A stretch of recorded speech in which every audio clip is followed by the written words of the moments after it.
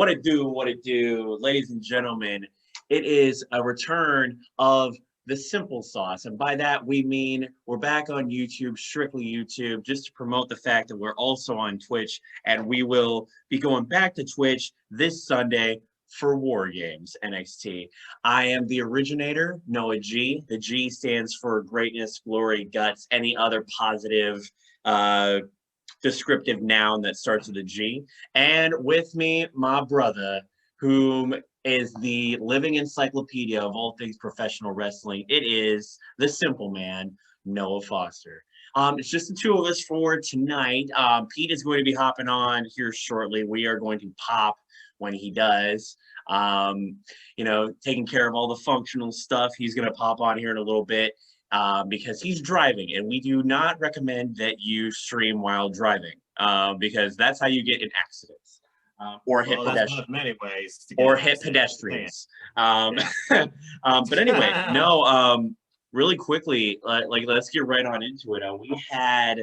Holy crap! We had an exciting week. Not only in NXT, when we had my personal moment of the night was the women's ladder match between Shotzi Blackheart and Raquel Gonzalez. Over the past few weeks, I have become a huge, if that's even possible, fan of Shotzi Blackheart. I hope at one point she gets a hold of the NXT Women's Championship, maybe beat it from Candice. But more than that, this is what everybody's been talking about across the pro wrestling the whole pro wrestling world, is the fact that we have a new AEW World Champion.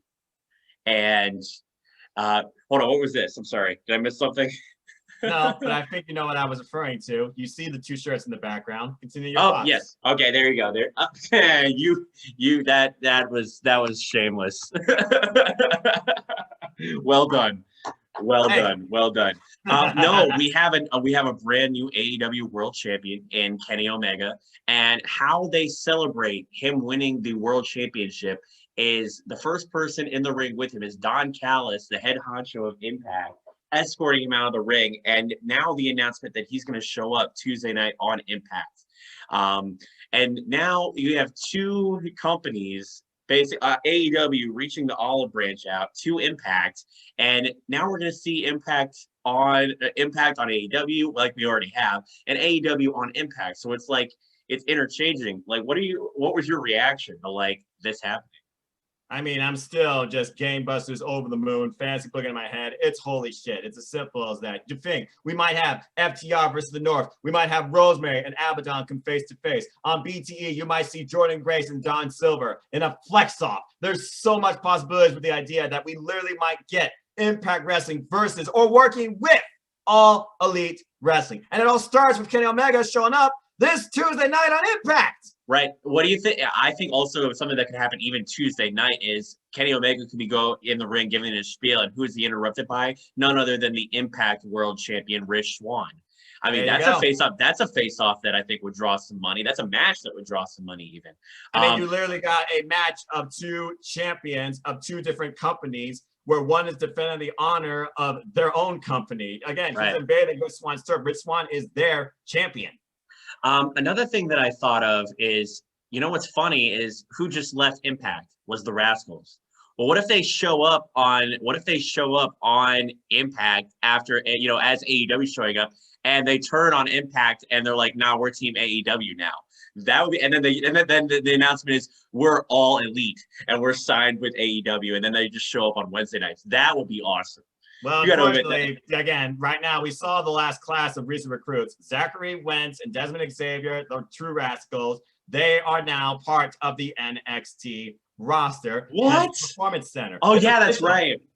But Trey Miguel is not. Trey Miguel is still freelance. At this point, we got to imagine he's still with Impact. And the fact that Impact Wrestling has completed their tapings all the way up to Hard to Kill, apparently, in advance. They're literally bringing back in talent just for this upcoming Tuesday's episode of Impact. There's going to be some interesting interactions with one Kenny Omega, now part of Impact Wrestling, even if it is for just one night. Bigger things are to come. we have not been this excited as wrestling fans, but we've been wanting this for years, probably since before 2001, if applicable. You think about AEW and how many companies they are working with, and they say they are the most user-friendly company. They want to work with everybody. Start with OWE, started with AAA. And might I add, Kenny Omega is still the mega AAA champion, who also has to defend that title this coming December. He's going to walk in as AEW champion. Taya Valkyrie also is the women's AAA champion as well. Will have to defend her title soon, too. We've heard multiple times.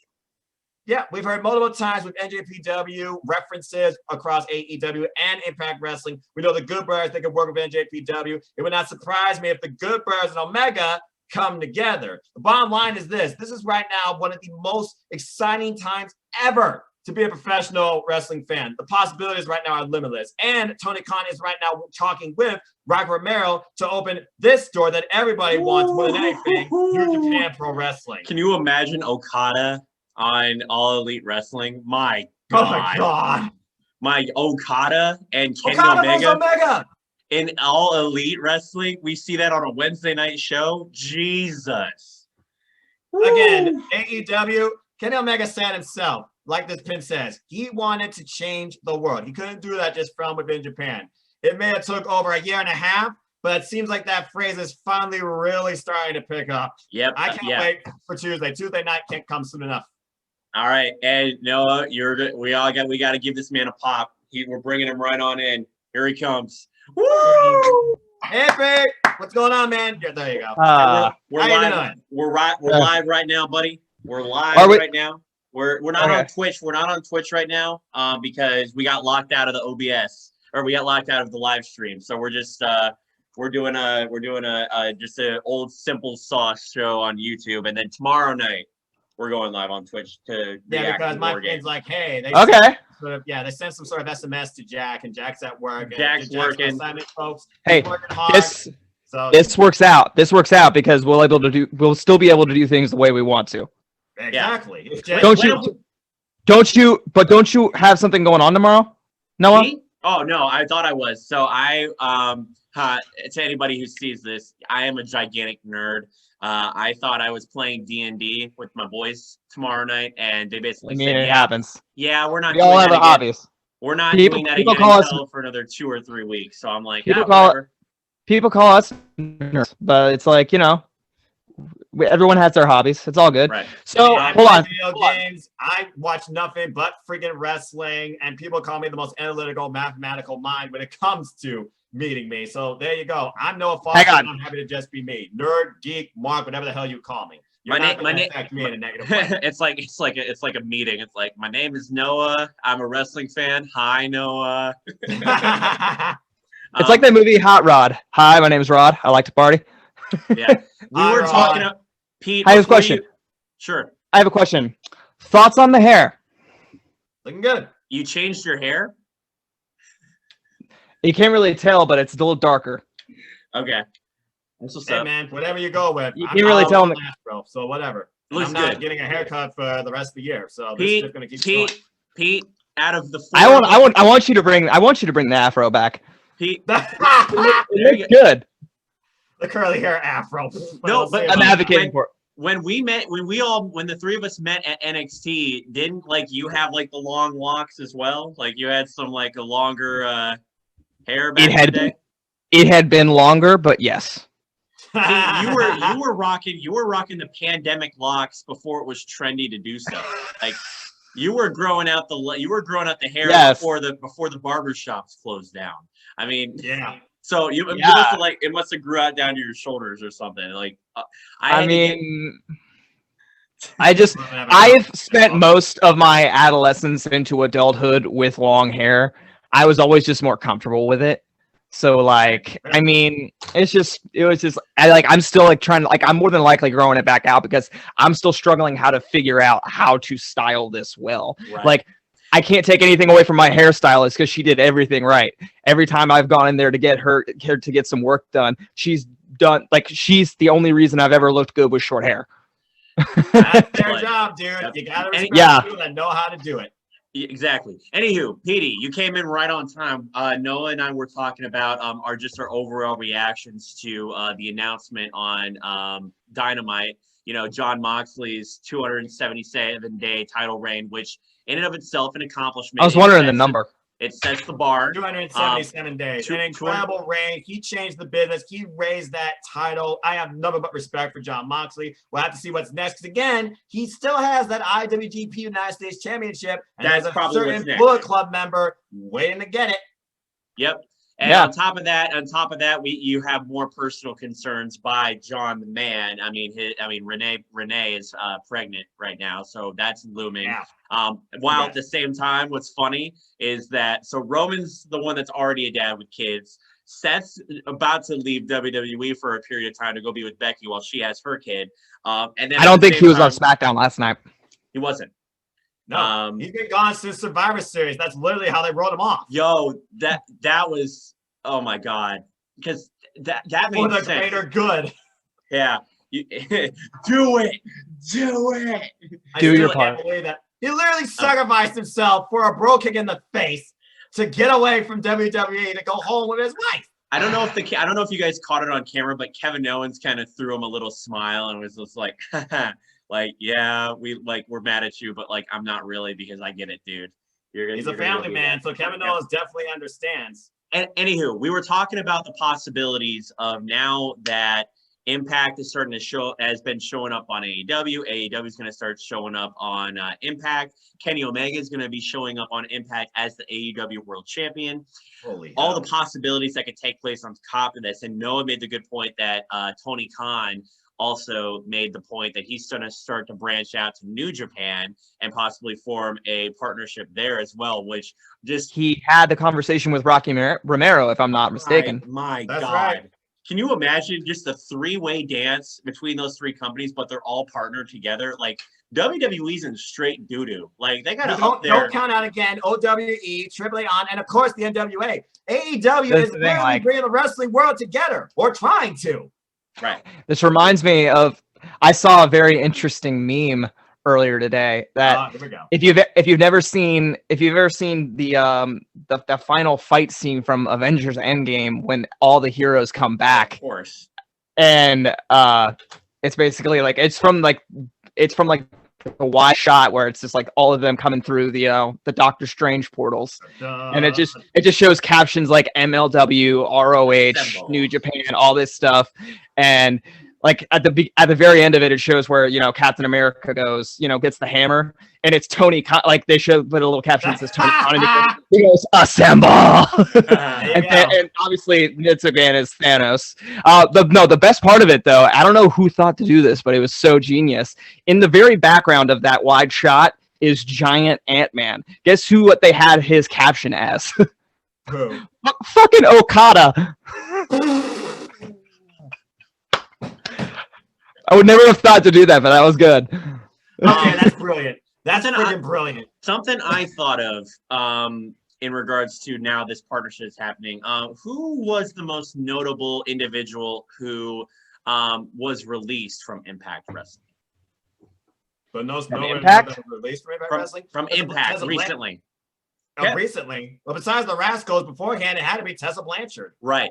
Yeah, what are the odds? I mean, we now have a partnership between AEW, the company where her father is working at currently, and we have Impact. What are the odds of her showing back up either on Impact or with the possibility of turning against Impact and being signed, showing up on Impact to be signed by All Elite Wrestling? AEW has no interest in signing Tessa Blanchard right now. The only player that can see Tessa showing up right now is really WWE, because Vince, gotta be sign her. It's gotta be her next destination. It's probably her only one. It sucks that it's got to be that way, but like, she could pull an AJ Styles in the next Royal Rumble and just show up out of nowhere. The only problem is there won't as a surprise entrant. There won't be that big of a pop. The pop, I mean, there's obviously not, but I mean, I think everybody that would be there in attendance, unless by the time the Royal Rumble comes around, because there are still talks of WWE showing up at like a stadium. They want to bring fans back. That is true. That's one of the reasons they're going to Tropicana Field. It's because they want to try to go to a place that they can space fans out. And like it made sense that they tried to do it that way, because when you think about it, they've kind of dropped they've kind of dropped the ball a little bit as far as taking COVID precautions. And, this is kind of looked at as a little bit of a way of them trying to make up for it. If that's what it is, then, you kind of have to commend it. I would hope that that's what it really is, because I've said this before, if, they're trying to bring back fans, they really don't need the Thunderdome. They really don't need to put the Thunderdome in a widespread, aspect. That would be a good, if they are trying to bring back fans for the Royal Rumble, I think Tessa Blanchard would probably get a decent size pop. But I mean, look, like even with partial fans, like look at what Sting got. Yeah. Oh my God. And that's another thing. And we didn't even talk about that. So Pete, why don't you start that conversation? I want your exact reaction. I want your overall takeaways and moments to the fact Sting is all elite. Well, in my head, I was doing fucking cartwheels. But I also had to I was trying very hard to like take into the fact that like I had roommates and I was trying to be like, whew.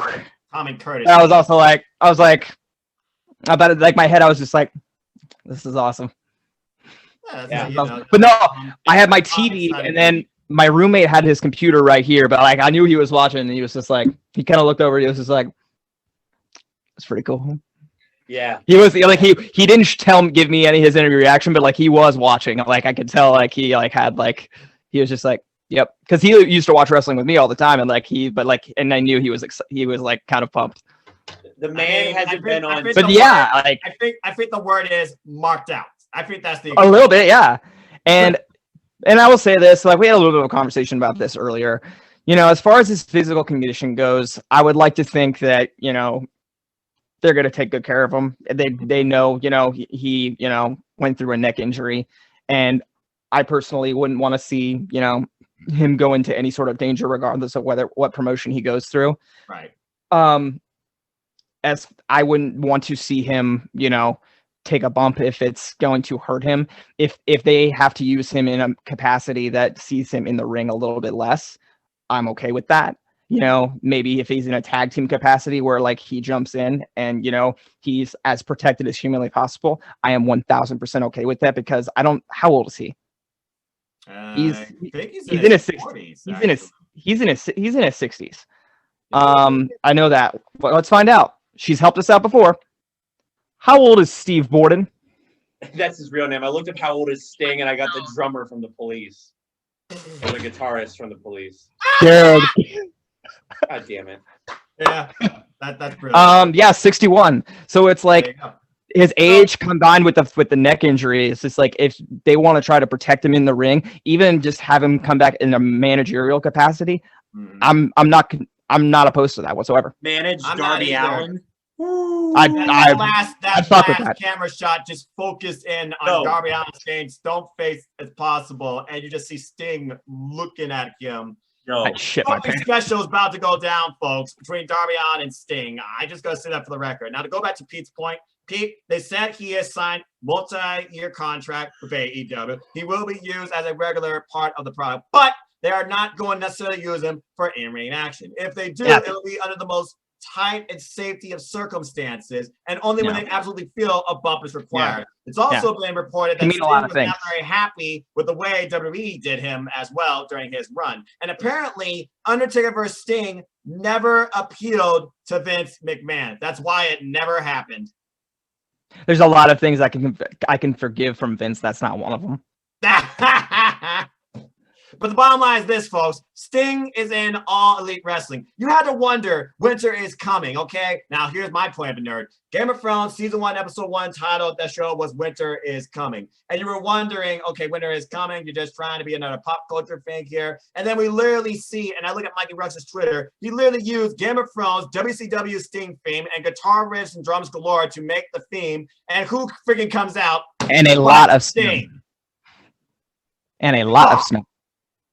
The snow effect was actually a brilliant addition, I thought, too. Actually snowing in the arena, which already was cold enough. They said it was like 40 degrees there. I was going to say, if I didn't wake up the next morning to a giant coat of it on my windshield to go to work, I would have been even more excited. I was still excited, but that just reminded me of what I had to look forward to. Right, but again, winter is coming for all of us right here in Ohio. I have no more snow here, but I get Thank God I have a cover for my windshield.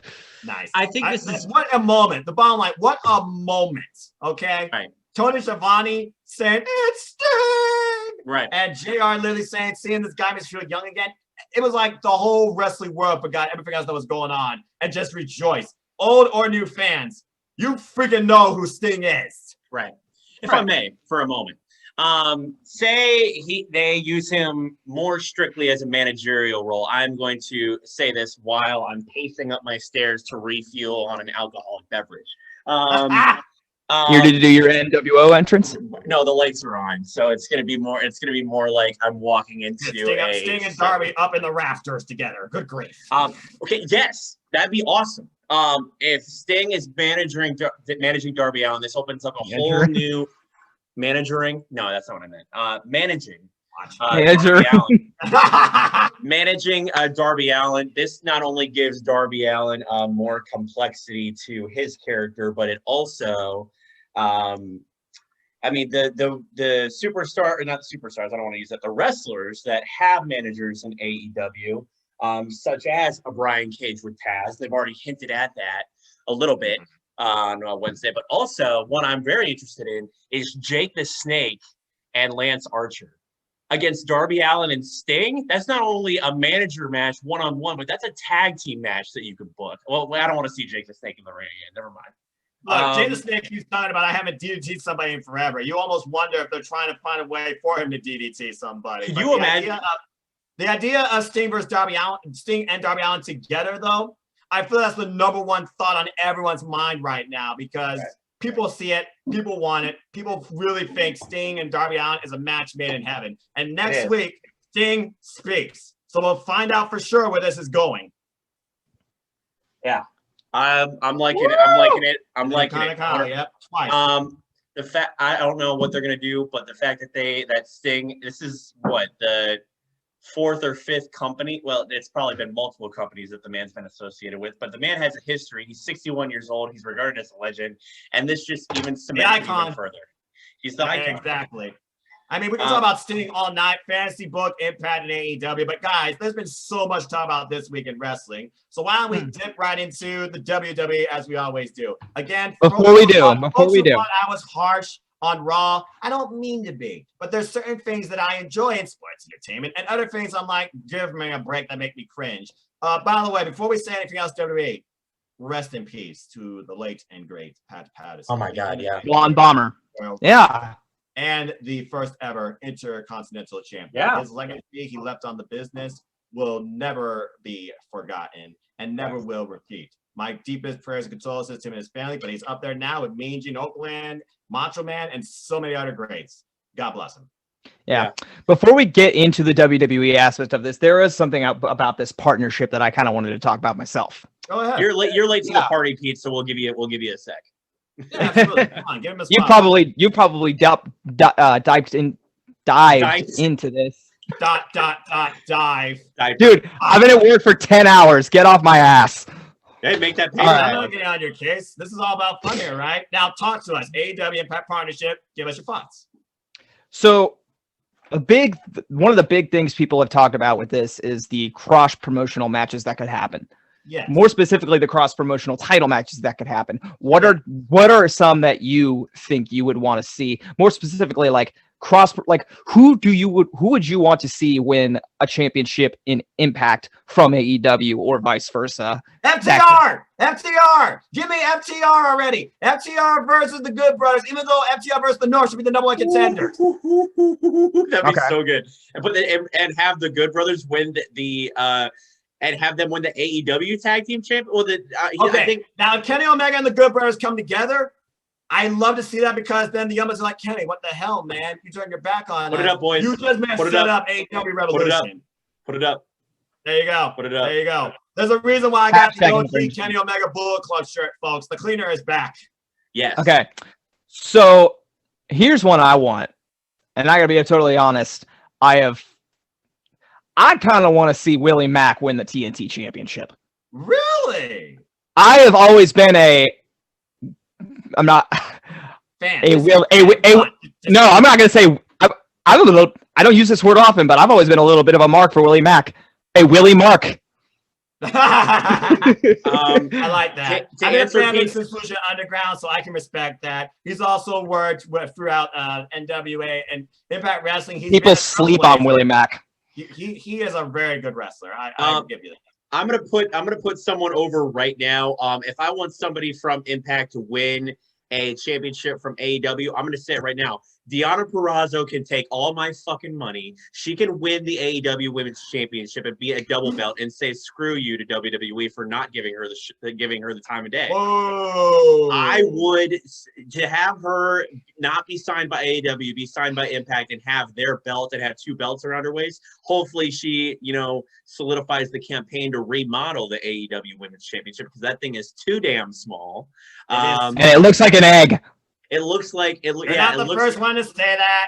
It looks like Come Just on, say, let's guys. call a spade a spade. It looks like an egg. It looks like I an get Easter it. egg. I get it. Everyone's said that since day one. Talk about you're trying to compensate for things. I mean, you make the men's championship so huge, like the side plates are almost as big in height as the main plate, and then you give the girls this little tiny thing. Like, come on, dog. I mean, to be fair, Like- the first champion was Riho, I'm back. the under 100-pound Stardom star. Just saying. Where the fuck is she? Huh? Where the Rio. fuck is she? Rio. In Rio. Stardom. In Stardom. She's working in Oh, Stardom right now. I actually did not know she Yeah. was in Stardom. I should have known that, but yeah. Yeah, she's Stardom, dude. But 'cause yeah. they work with Stardom. If I want anybody from Impact That's my bad. to win Okay, I got you. on AEW grounds, I would say Deonna Purrazzo because I Okay, want so her let me- pushed. Let me interject in that. First off, shout out to Momo Watami and Utami. I know they're going to have an incredible match on Stardom. Those 2 incredible tag team champions, friends of the same faction. I can't wait for that match. And again, I watch Japanese pro wrestling is what I do. Now, going back to what you're saying, think about also this. That's hard to do with Former headphones. NWA Women's Champion who we thought was retired, had a title for 900 days. Jazz could challenge Serena Deeb for the NWA Women's World Championship. Yes. I'll say Yeah. this. Oh, go I ahead. kind of want to see. I'm trying to think of single high flyers in AEW right now. There's only one that comes to mind. And who would that be? Actually, no. What if Jungle Boy won the X Division Championship? Yes! That would be awesome. I love that. I freaking love that idea. Oh my gosh, I love that idea. There you go. Noah posted proposed this idea before you hopped on, Pete. Is you have on AEW Dynamite, you have Jordan Grace facing off against John Silver, the Dark Order, in a flex off. You pick the night Jack isn't here to pitch that idea. I'm Exactly. sorry. You need to I'm hold on to that sorry. one. No, remember that one. You need to Oh, remember trust that me, one. I will. Guys, I figure about this also, okay? Because we've seen how Impact Wrestling is being created outside the ring from the Wrestle House stuff. Imagine Impact Wrestling superstars interacting with AEW superstars on being the Elite. I just had an idea. Oh, God, what'd you get? Okay. What do you guys think about this? You have Private Party going one-on-one against the Motor City Machine Guns. Oh, I like it. I like that. I love It it. doesn't even have to be for a Interesting. title. It's just a tag team match. Again, and that's the thing. Each of these companies have divisions they could thrive off the other fruit. Impact Wrestling's Knockouts division will raise the game of AEW's Women's division, finally picking up pace through Dark and through we've seen on Dynamite with legit Layla Hirsch and Thunder Rosa, of course, being involved. You got a tag team division, the deepest tag team division in all professional wrestling at AEW that could make the Impact tag team division skyrocket beyond Mammoth, Fulton, and Ace Austin, the freaking North, the Good Brothers, and Motor City Machine Guns, because really that's all they have besides Triple XL, who I don't know who you would put up against them. That'd be an interesting dynamic to have. Young Bucks. AEW. And then, of course, you have all these amazing high flyers. You got the TNT title and the X Division title, 2 different identities. And then let's not discount this guy because I can only imagine what thoughts he could have. Think about what Moose could try and do and pursue. Ooh. Because you know Moose, if he sees Kenny Omega, he's going to call him out. I think also an interesting thing that we also haven't talked about yet is the fact that Impact doesn't have any factions, like any factions of superstars. AEW has the Dark Order and the Inner Circle. Okay, And that's just 2 factions. I mean, They Impact just doesn't- lost their one. They just lost the Rascals. Other than that, that was it. Right. I mean, And most of the time, Most of the time, one of their guys was wrestling for the X Division Championship, and the other guy was. They never did anything as a faction, as a And team. the thing, Trey Miguel never became the X Division champion. That's just bloody crazy. But also think about this, because again, Tony Khan confirmed it. Trios titles are coming to AEW, and they have a fleet of trios. He confirmed that. He confirmed that it will be coming to AEW. Who is this? Okay. Say the name again. I gotta say, I don't think I would pull the trigger on that. I think I would go with the Freebird rule, but hey, let's see how it goes. I mean, you can look at the number of trios, though, in AEW, Pete. They can definitely pull it off. I mean, Ring of Honor tried for quite a while. Ring of Honor doesn't have the trio support anymore. AEW definitely does. There's at least 8 trios off the top of my head that they could use in a tournament towards this. And it's not like it's going to be overnight. Other news also, they want to try and turn Dark into 2 shows. One more focused on enhancement, the other a subdivision of AEW in itself. When you think about it, Dark lately is colliding a lot with what you're seeing on Dynamite, including signed new talent to AEW, now show up on Dynamite. We have the Acclaim, for Pete's sakes. And it surprised me that Layla Hirsch has not been signed yet, because she is legit. I love her work. I think a match. They signed Shawn Maluda. Ooh. No, they have not. A match that I definitely want to see now that we have the entanglement between, not entanglement, but the the partnership between AEW and Impact. I definitely want to see Young Bucks versus the Good Brothers.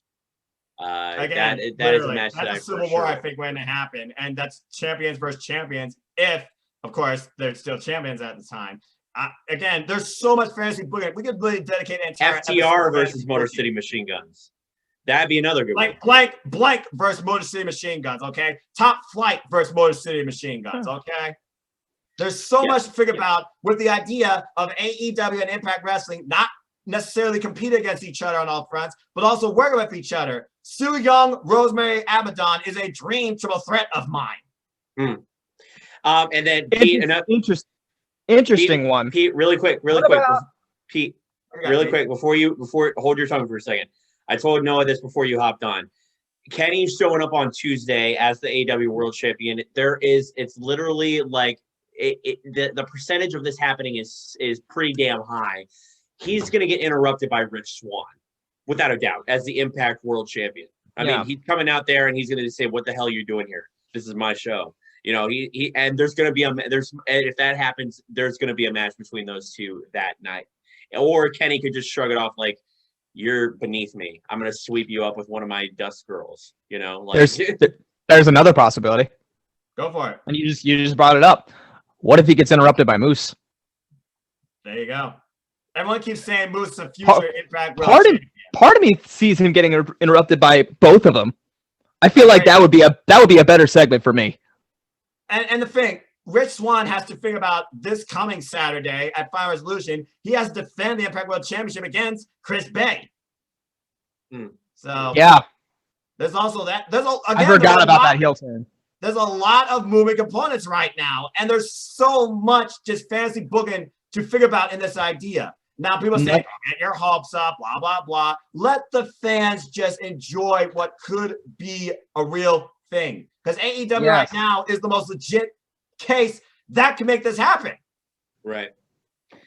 All right. Anyway, so does anyone else have anything to say regarding the fantasy booking warfare of this partnership, or Sting moment before we go into our usual stick with WWE? All I'll say is one more time, I want to see Deonna Purrazzo push to the fucking universe and past the moon, because I say past the moon because that is Cameron Grimes' gimmick. Push her to Mars. Push it to Mars. Venus, hold on a second. Venus. That's the other way. You're getting closer towards this. Well, yeah, because it's hotter that way. You guys are right. I didn't pay attention in school. But, I mean, you push her away from the sun, or you push her towards it. To Mercury and to the fucking sun. Because she wouldn't burn up. But I want to see her versus Sheeta. That would be a match I think would be awesome. One more thought. Okay, because I just thought about this. Despite, I don't know if he's taking time off or not. That would be his choice. What if Jon Moxley and Sami Callihan collab with each other? Ooh. I gotta be totally honest. When Jon Moxley first left WWE and everyone was wondering where he was gonna go, I didn't think he was gonna go to WWE. My first thought, as far as where he was gonna go, that's what I meant. fuck. My first thought as far as where he was going to go was Impact. Really? Yeah. It felt like, obviously, like looking at it now, you know, we think about it so much differently, but like when we were thinking about the possibilities, AEW was such a new company as it still is now. And I was thinking about, the companies that are so like, were like so intact and everything. And it seemed like such a fit for them. Well, but the thing is, though, Impact Wrestling has been on shaky ground for such a long time. They really have started rebuilding themselves since Slammiversary. So regardless of how you look at this partnership, it's only going to help, I feel like, Impact Wrestling, who I think also deserves it. Because Impact Wrestling has come a very long way since the dark ages of, I'm not going to say. But I will. Dixie Carter. Yeah. Goodness. Why did you say it? Because blocking her name out doesn't make it not there. But sometimes history is better left forgotten. Yeah, they should never have done that. I mean, honestly, and they should. I mean, as much as I kind of look back on the days, here's the thing: the thing when the whole thing with Jeff Jarrett running Impact, I love that more than anything. But this is an unpopular opinion. The whole Immortal faction, I wasn't that turned off by it. Honestly, are you talking about the Main Event Mafia? Oh no, I love the Main Event Mafia. I'm talking about Main Immortal. Event Mafia is the stable of Impact and TNA. He's talking about Immortal, led by Eric Bischoff and Hulk Hogan. Oh, those are different things. Yeah, I stopped watching TNA after a while, to be honest with you. Hulk Hogan and Eric Bischoff basically formed the NWO 2.0 in Impact. It was like AJ Styles, Kevin Nash was in there at one point. Samoa Joe. No, I'm thinking of something else. Samoa Joe was in there at one point. So the entire roster. Mr. Anderson joined up at one point. Abyss. Like they had like this whole bunch of people. Like Jeff Hardy became a heel. James Storm, Kazarian. Yes, I get it. Yo, Bad Influence. Like in their early stages with like this is before SCU. Bad Influence between Christopher Daniels and Kazarian. Those guys were money. Fun. That was a great tag team. That was freaking fun. Here's the thing I will say. By the way, one more dark note. Aces and eights. Oh my! What do you mean that was bad? Bully Ray and Devon. If I'm Tony Khan, I'm going to Scott D'Amore and I'm going to Don Callis with this partnership, and I'm telling them there's one thing from that dark period of TNA that kept fans around, and I'm wondering why you ever got rid of it, and it's the 6-sided ring. I'm telling them to bring it back. Bring back the 6-sided ring. Bring it back. Do you really think that they are going to? I think it never hurts to ask. That's fair. That's absolutely fair. Pete, Noah, we have Twitter machines. Shout him out on Twitter because he's on there. Speaking of shouting things out, I kind of want to put a poll out and think about the Simple Man's afro. Yes, bring it back. Go for it. Bring it back. Go for it. Let's see what happens. Let's transition to WWE, the company that seems to be open for business, but they don't work with anybody else. I mean, Triple H just said that he's open to that. And let's be honest here. Can you really say they don't work with anybody else? Because they did consume, in a way, Evolve Wrestling, Progress, ICW, WXW. They are willing to work with other companies, but it's more so we're going to buy you out. Right. They didn't always own those companies. That's right. And Florida Championship Wrestling eventually bought out by WWE. Then they became NXT, the real NXT that we know and love. Whoa! Let's be realistic here. Without NXT, without that FCW, there'd be no NXT. No, I wasn't saying that. I'm not saying that. I was referring to the fact that I think he's more saying that the Matt Striker era of the reality show NXT is better off forgotten history. Oh yeah, we can all agree on that. There you go. Exactly. Why do people? I'm sorry. Why do people like Matt Striker? Okay, let me try to figure this out. I don't think they liked him at first, but when he left WWE and started doing more commentary work, he definitely picked up favoritism among people when he did work for New Japan Pro Wrestling and Lucha Underground with Vampiro and Kevin Kelly, respectively. I think more so he just garnered some more favoritism for his analysis over time I don't think people necessarily like Matt Striker to begin with. There's a reason why people want Matt Striker to Impact Wrestling as commentary versus Madison Rayne and Josh Matthews. Now, do you all agree with that? I'm just remembering the time where John Cena took a yardstick and pointed it at Matt Striker and said, "You stupid bastard." That was a fun moment. Anywho. People respect Matt Striker as a commentator. That's all you need to know. Moving on. Let's go to NXT this week. The highlight of this week was, thankfully, Team Shotzi got the upper hand and it has the advantage in the Wargames match this Sunday. Wargames! William Regal is forever iconic for saying that. Anywho. I kind of already knew it was going to be Io Shirai as the final member. But I kind of already knew that, but my heart was kind of like saying, like, I hope like somebody I was kind of hoping that they pulled like a Kevin Owens like they did at Wargames last year, where like somebody from the main roster comes and joins the women this year. That's what I was kind of hoping they did. You know, maybe this is not so much of, well, it's kind of a popular opinion, but not really. Something about me was like, maybe like Sonya Deville comes back and like joins the Good Girls. Like that would have been crazy. Like that would have been wild to watch. Because I agree that would be a fun moment, but again, there's so much going on for her right now. Dude, one of the things that made last year's women's War Games match so entertaining was those high spots that Io Shirai provided. Outside moonsault off the and top. Io was a heel. Taking out Kaylee Ray and freaking Candice LeRae and Mara Nelson, Mama effing Mia. Right. Oh, God, I miss Mara. I think also another thing was the fact that Dakota Kai basically turned her back on her team that night. I mean, like, that was a surprise. Basically? That was the night Dakota Kai made her future. That was the night Dakota Kai made her future. But you know, Tegan Knox is going to come back eventually. Made her future and became a scumbag. Anywho, Are you telling me you liked her before? As a babyface? Okay, hold on a second. We're getting into the weeds. Like I said, I've always said this. I can appreciate a good heel, but what she is doing is the same thing Candice LeRae is doing, which is they are cheating at every opportunity. They're taking advantage of dumb referees, or they're making the referees look stupid. And they're winning, which is only garnering an ass whooping in the future by somebody who's tougher and more badass than you, i.e. Rhea Ripley. That's a heel. That's not being a heel. What are you trying to redefine here? Are you trying to redefine heel in a different way?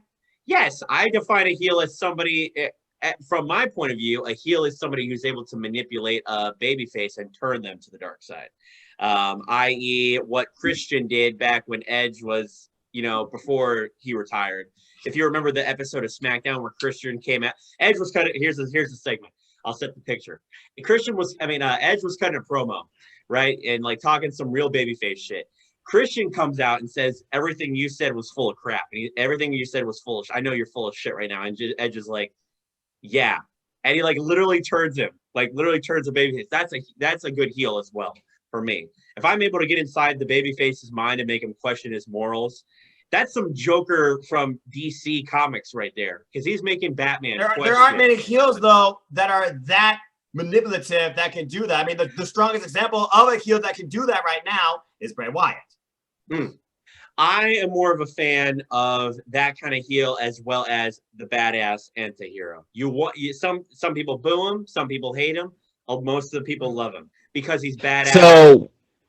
So when it comes to the heels that like literally believe. Roman Reigns right now. I fucking love it. Best heel in the business. I don't hate Roman at all. Best heel in the business. Best heel in the business. Best fucking heel in the business right now. Yeah. And I don't hate him one bit. I love it because I'm looking back at everything that he was doing beforehand, and it was absolute garbage compared to what he's doing right now. Yeah, for every observer, every fan that ever wanted this. Roman Reigns right now is the best thing going in WWE.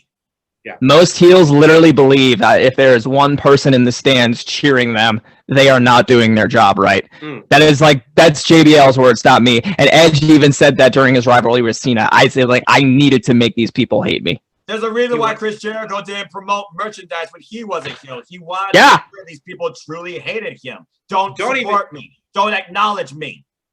Don't even get me started with the suit tie-in, big word using, having ass Jericho. If you talk about one aspect of him as a heel, I thought it was funny. I wanted to whoop. I think I hated him. So I think I hated him more because he started using wearing trunks. I don't know why that bugged me. That just did. It was just that was a little weird. I was more so the fan of the mopey suit Jericho that was all about himself, telling people to be quiet, quiet, quiet, quiet, quiet, quiet.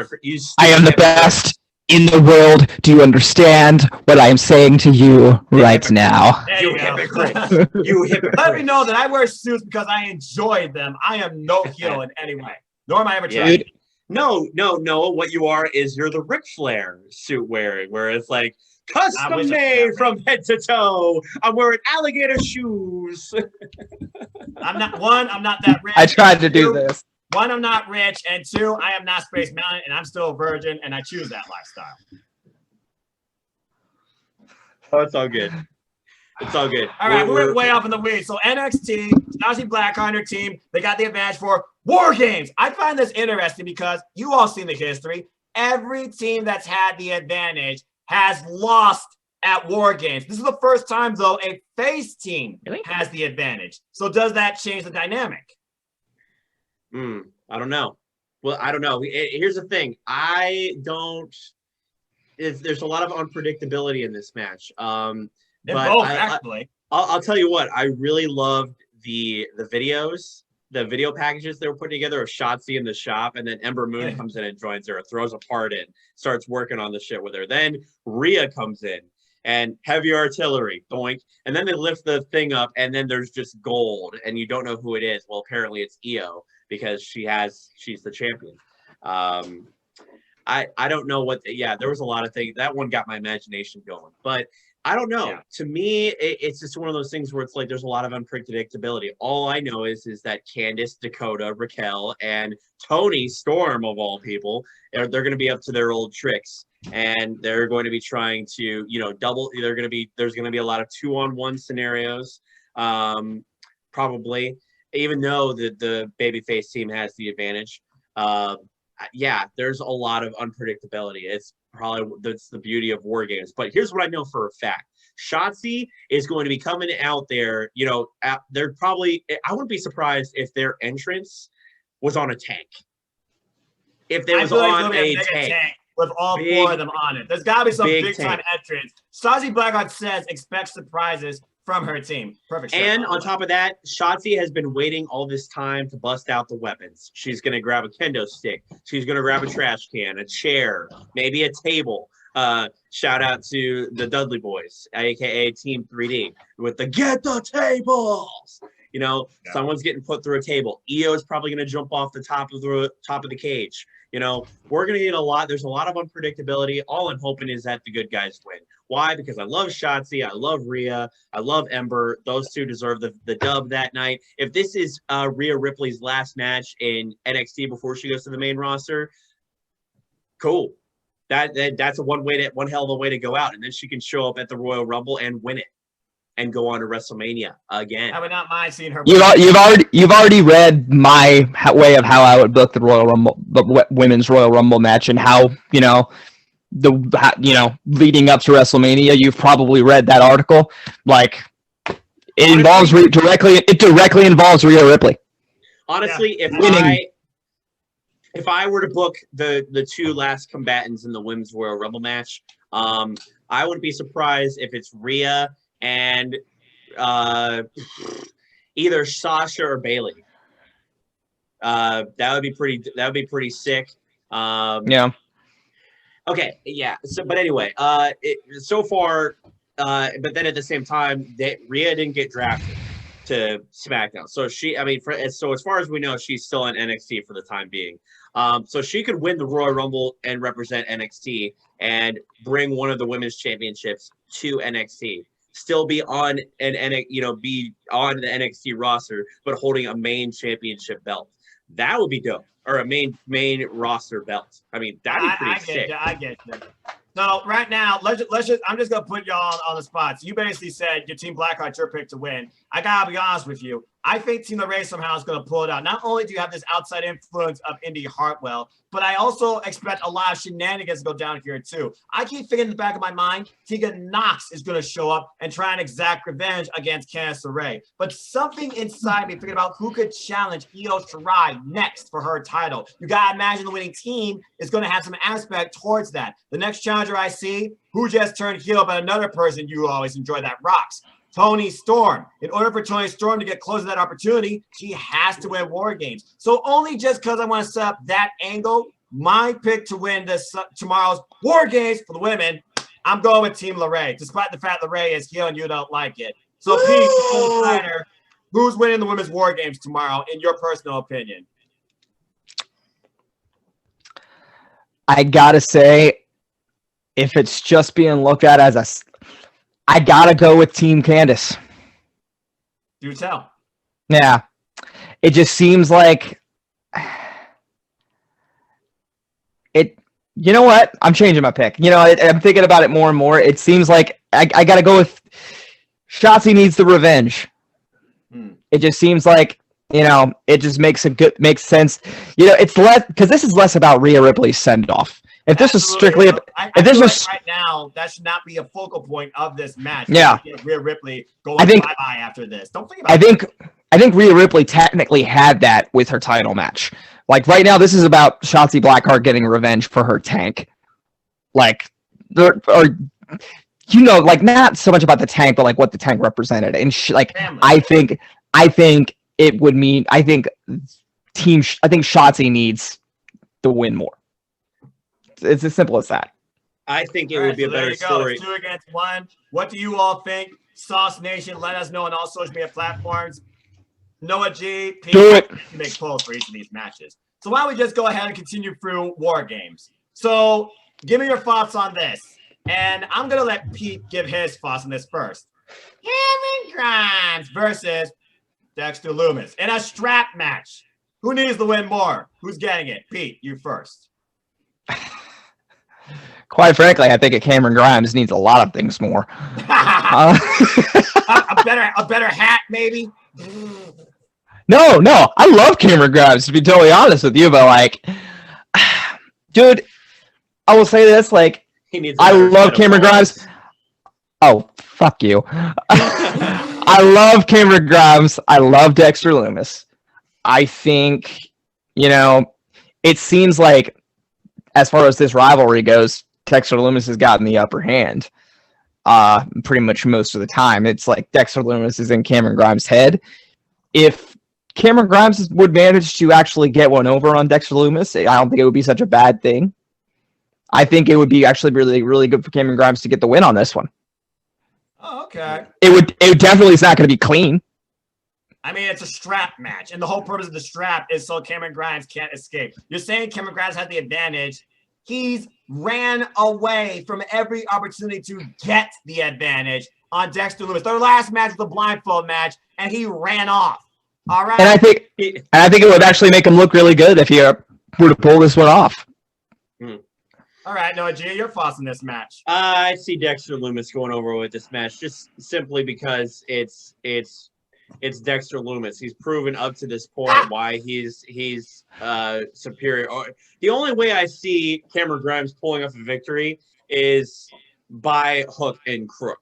Okay. Now I think I never said that wasn't going to happen. Come on now. No, Give me some credit. I'm agreeing with you. I'm agreeing with you. But what I just see personally happening in this match is the fact that they're going to do the same old shit. Like it's Dexter Lumis proving that no matter how many times that Cameron Grimes tries to do the upper hand, other than the straight and narrow path of beating him straight up, you can't outsmart Dexter Lumis. You can't outsmart the eyes. You know, the eyes. I love, by the way, Dexter Lumis's War Games impression. He just simply looked. The man will never speak. The man will never speak, I swear. Noah, what about you? What do you got? What are you thinking?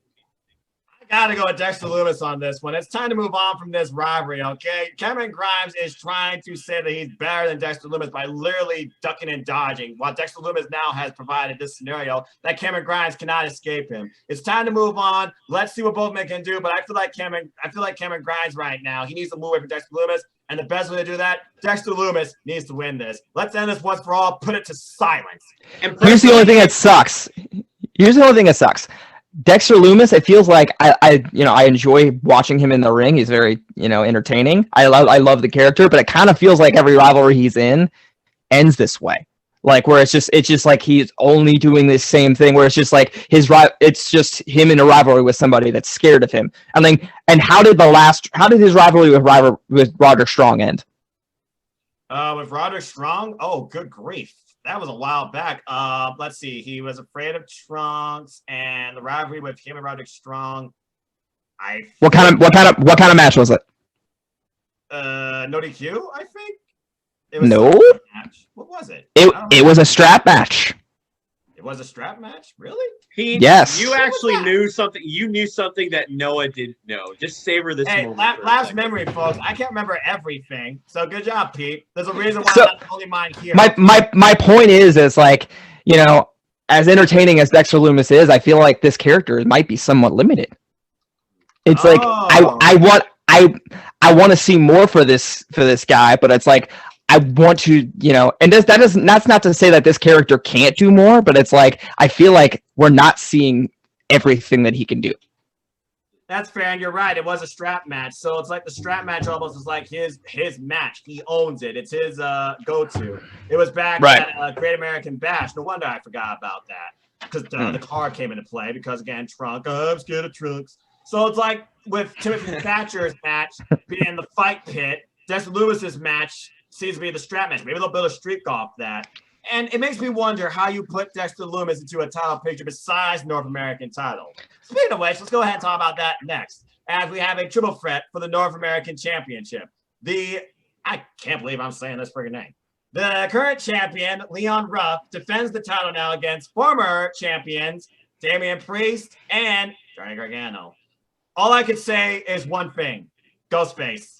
There's going to be Ghostface. And I feel like that's enough to right there to let you know my pick. I'm picking Johnny Gargano to win it for the third time, whether you like it or not. Noah G, your thoughts on this match? Who's winning? Personally, I would agree with you on that one. I see Johnny Gargano and his armada of Ghostface, and also going back to what we were talking about earlier, I see a possibility of them playing a role in the women's Wargames match, also as well due to Candice, as well. But anywho, Johnny Gargano pulling this off. Obviously, we're gonna see because recently we've been seeing babyface Damian Priest.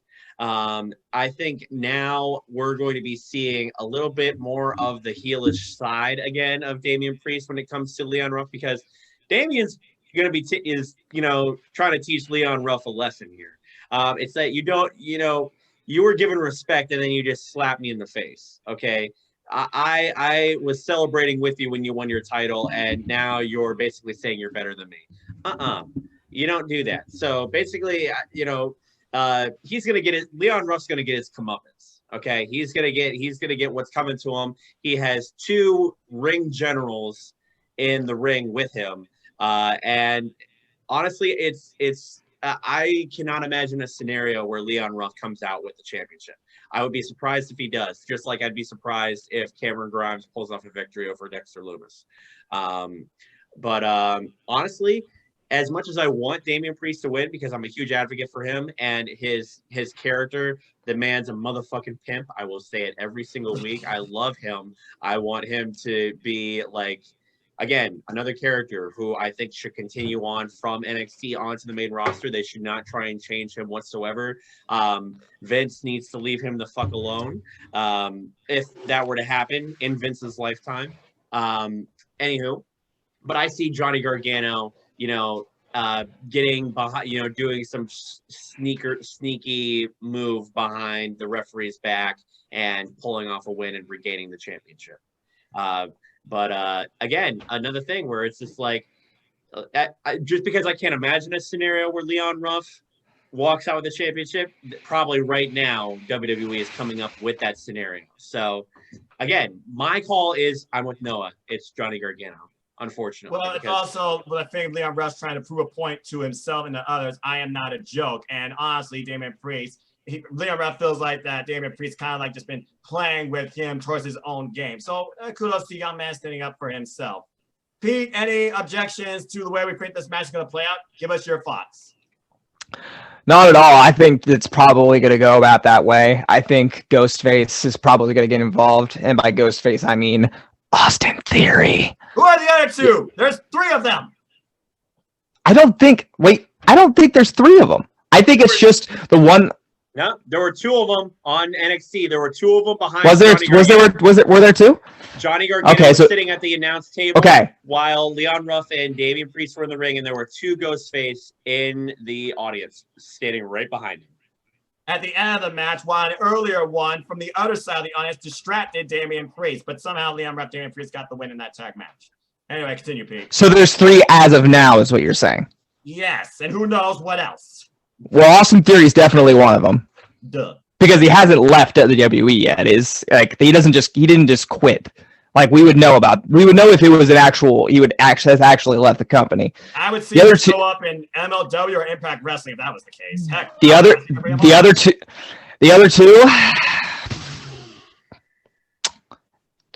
unless it's 2 people from the main roster that weren't happy, or 2 people from NXT UK that decided to migrate over.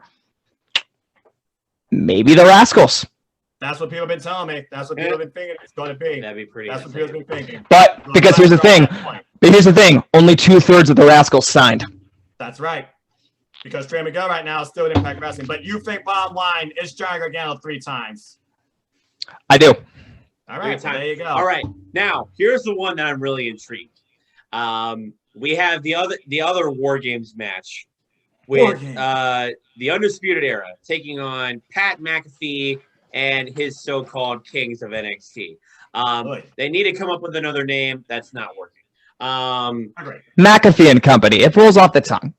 The brand. Call yourself the brand. He does it for the brand, right? For the brand. What do you got? I personally think that because Adam Cole, baby, pulled off the victory over Pat McAfee back when they had their one-on-one match. I think honestly, Pat McAfee and his boys, his team of UK rapscallions, are going to pull off the victory on this one. Of all words. Well, John Cena used the word rapscallions when he was talking to Booker T. I wanted to use it. I just dusted it off the shelf, gentlemen. Hey, callback. I respect it. And all hail King Booker. King Booker. I got to show you the sign I used when I went to SmackDown. I miss that character so much, man. That was such a fun time. But anyway, so Team McAfee, I actually agree with you, but for a different reason. I think about Kyle O'Reilly's ascension lately when it comes to his showcase in NXT. It started off when he took on Finn Balor and brutalized the man to the point Finn Balor was out for weeks, even in defeat. Still not 1,000% he's cleared. Yeah, Kyle O'Reilly was made that night. Since then, he's been more vocal and been leading by example for the Undisputed Era, it seems. Heck, even stepped up when Adam Cole was talking about someone's got face to jump the advantage. He has to do this. I think about, because I watch wrestling for a long time. They've been for Ring of Honor. They've been for New Japan Pro Wrestling. They had a rivalry. And no faction stays together forever. I think Kyle O'Reilly is finally going to break away from the Undisputed Era and cost them the win. And Team McAfee takes War Games. Don't do that to me. Team McRib gets the victory. You said I had one of those today. You said Team I've never McAfee? had one actually. I've never had one actually. And here's another reason why I think McAfee's team's going to win. We still have to figure out who's going to face Finn Balor as he watches the war on Only Works Wednesdays. We got to figure out the next challenger for him. The first thing that comes to mind until he pays the toll, Pete Dunne. Ooh, Pete Dunne for the NXT Championship. You see, That's right. With Pat McAfee, with all his big mouth, that's interesting that he would you know, just kind of allow Pete Dunne to win the NXT championship. So what at this point, like, he's just like, you know, in the ring as a talent as well as, but he's not going to win a championship himself. I'm about to say nobody sees Pat McAfee as an NXT champion. CM Punk's already blasting NXT for the fact Pat McAfee's more over than most of their roster. Yeah, and Pat McAfee's getting himself over too. Right. And if the Undisputed Era wants, of course it's going to piss people off. Oh yeah, but if the Undisputed Era wants to stay in NXT, this is another way you redefine them and you keep something going. Roderick Strong, Bobby Fish can wonder what the hell's going on. Maybe go after only Lorcan and Dave Bird for the tag team titles again. And this adds a new wrinkle to Adam Cole and Kyle O'Reilly. And that's a one-on-one match I've been waiting to see in NXT forever. But your thoughts? I do think that Pat McAfee's crew is going to win the Wargames match. I don't think the Undisputed Era is going to break up.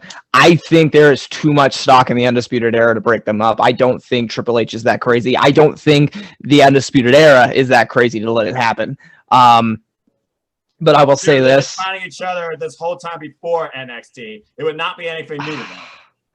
I just think if it's going to happen, it's probably going to happen when they get to the main roster. Because like it or not, eventually it's going to happen.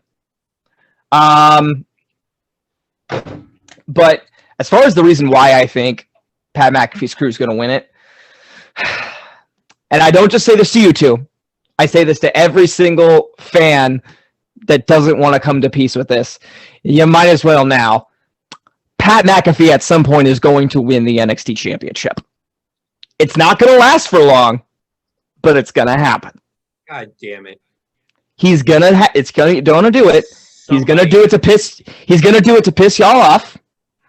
And then he's going to drop it to make y'all happy. Why? Why?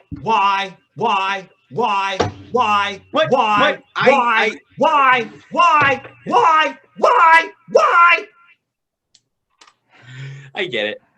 No, I mean, I think it would be. I tried my best to prepare you, but I mean, it is what it is. I think that would be that. Oh, talk about Interstellar. I'm on video right now.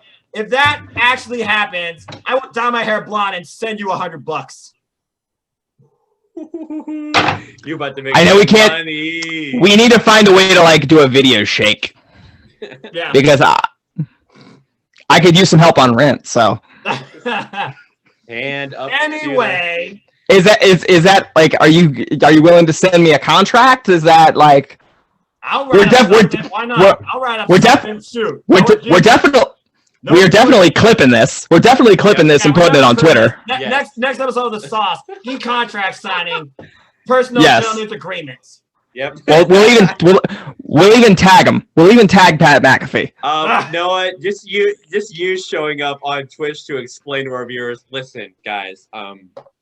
We made a bet on a simple sauce episode, and I know my hair is bleach blonde. I look like the guy from Private Party. I look like Nick Cannon. I look like Nick Cannon without the turban. Look, listen. I'm not gonna. And without Mariah Carey. I'm not gonna get the afro anymore. I lose either way.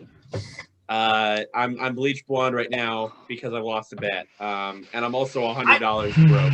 I almost went blonde when Orange Cassidy people thought was gonna beat Pac at Revolution. Okay. I actually have a prediction as to how that match next week is gonna go down, but we'll get there. All right. Well, anyway, that's Wargames. Oh wait, we are bad men. How did we forget about this? We forgot Ciampa versus Timothy Thatcher. Yeah. So here's my thing. That match is going to slap. That's going to be an interesting match. That's going to be a very interesting match. What I liked about this rivalry is because you have, I think this is going to, if Thatcher wins over Ciampa, this is going to propel Ciampa into either the North American or even the NXT championship picture. And then on top of that, let's talk about something else, boys. There have been there have been a lot of murmurings around about a certain someone returning. There have been a lot of rumblings about a specific somebody returning to NXT to reclaim what was rightfully his that he never lost. We have our guy who beat Keith Lee for the NXT championship. We all know who I'm talking about. Karrion Kross. We have his return looming as well. TikTok, baby. I say baby, not about Adam Cole. Baby. There we go. I get you. I get you. And again, that's what I was figuring also. But again, until then, you still need to find somebody, I think, for Finn Balor. So that's why I was going to be done avenue. But in my opinion, Karrion Kross is going to get that title back when he returns. Anywho, I personally see as much as, and again, another heel that I don't necessarily hate, I can appreciate. What Timothy Thatcher is doing right now, where he's like basically just ragdolling all of his students in his episode where he's showing everybody how to do maneuver. Thatch's Thatch can. Thatch's Thatch can. Okay. I dig that. That rolls off the tongue. Yeah, I dig it too. Personally, I see him clever. Personally, I see this match as an absolute, as JR would say, slobber knocker. And I see Thatcher missing a couple more teeth and coming out with a victory on this. They will beat the fuck out of each other. Oh, yeah. All right. Well, Pete, is Ciampa going to get the win, or is he going back to sleep? I actually think Thatcher's going to get this one. Okay. Quite frankly, I think they should have been doing more with Thatcher after he beat Matt Riddle in the fight pit. Because think about what that did for Thatcher. Like, think about how monumental of a win that was for him. Why would they give him that if they were just going to keep him being stagnant and just giving him vignettes and like little wins like that? That match was insane. That just doesn't make. And like they give him that match with Kurt Angle as the referee. It's just like it seems like something that should just like boost you, but then you just keep doing what you were doing. Yeah, and you think about what he did after that. He fell short of the #1 contender for the NXT Championship, but we saw a moment where Kyle O'Reilly and Timothy Thatcher, they mixed up one-on-one. I would love to see that match, by the way. And I think obviously things for Timothy Thatcher, but I also think about where this rivalry could go. Is this a one-off, okay? We know Ciampa's been affected ever since his match with Karrion Kross, because this is pretty much the epilogue to after he got done with the Velveteen Dream nonsense. And obviously a lot of is going to continue. You got to wonder with the fact Thatcher has the advantage right now, Ciampa's going to find a way to out-wrestle him because that's what Thatcher at the end of the day is. He's trying to show you like he is a better technician wrestler than you. Honestly, I would not mind seeing the fight pit brought back one more time under the right circumstances because that is his domain. Maybe that could be the end game. But right now, something in me feels like Ciampa is going to pull this out of nowhere. It's going to be a hell of a fight. And Ciampa is going to be like, oh, I wanted to fight this son of a bitch, but I regret it. But I think Ciampa's going to somehow pull out of this the victor.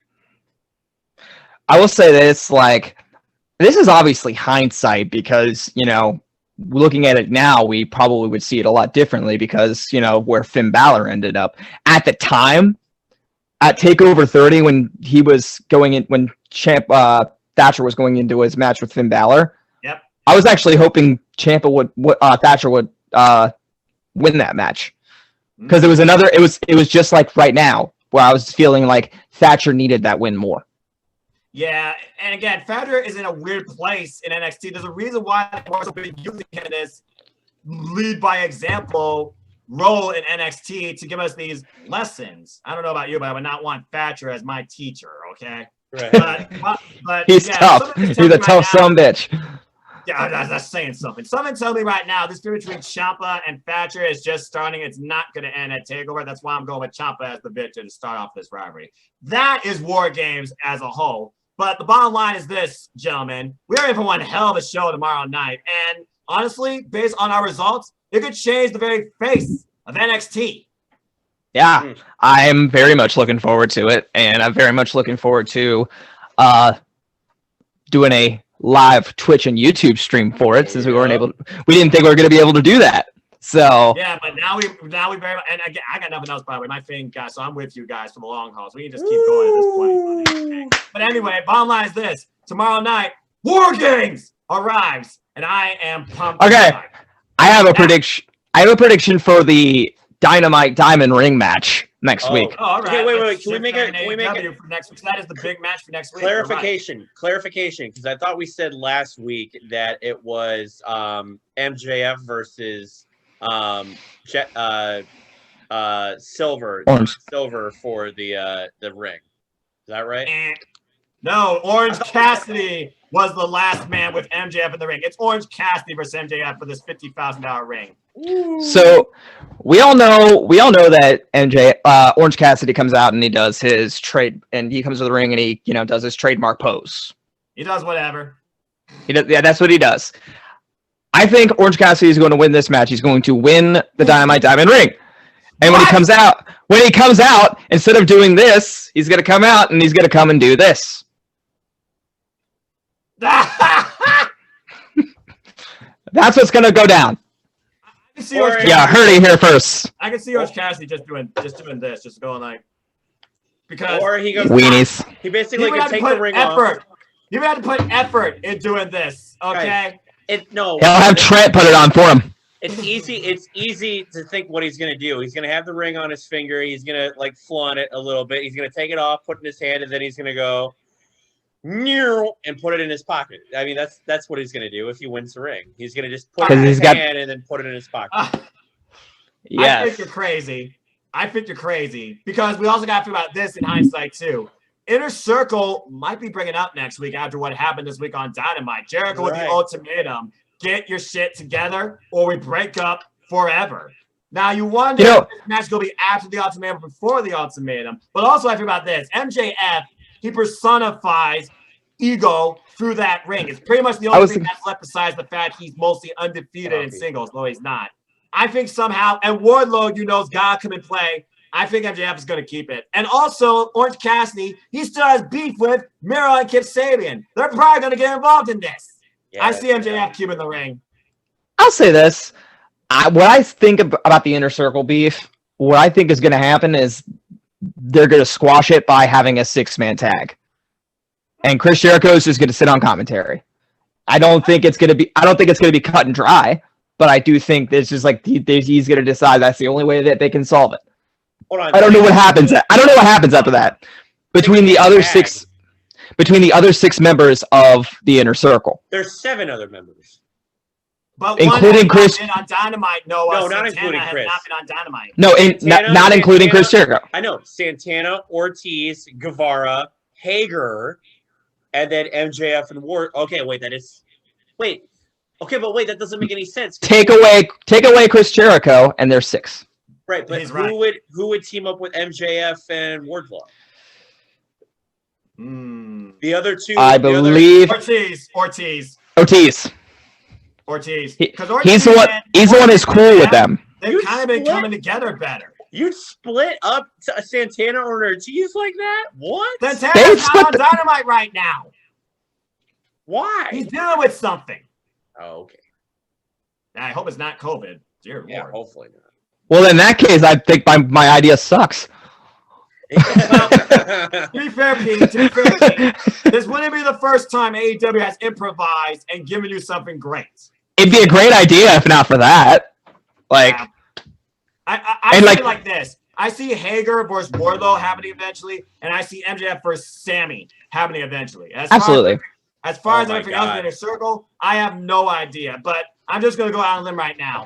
I don't see the Inner Circle breaking up next week. I don't. That's the thing. If that 6-man tag happens, Chris Jericho 1,000% has to be on commentary. 100% agree. If it doesn't, if it doesn't, you can keep it. I'm not giving you my money. Although it's free, so it doesn't matter. So speaking of commentary, he'll take whatever. Speaking of commentary, to the fans, you know that. I'd pay for it though. How crazy! So we all saw the commentary chops that one cousin of Sasha Banks. By that I mean Snoop Dogg. SNOOPDOGG.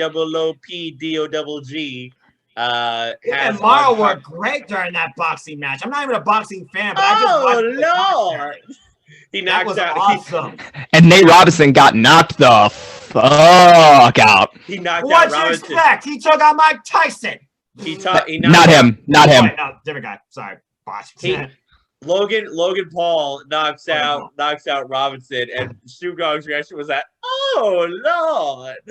What to call people? What did you expect? You're a basketball player getting in the fucking ring. Like, I remember what I said about history. You remember Brawl for All and what happened with their great guy that was running through that like nothing in WWE when he took on a boxer named Butterbean? Just saying.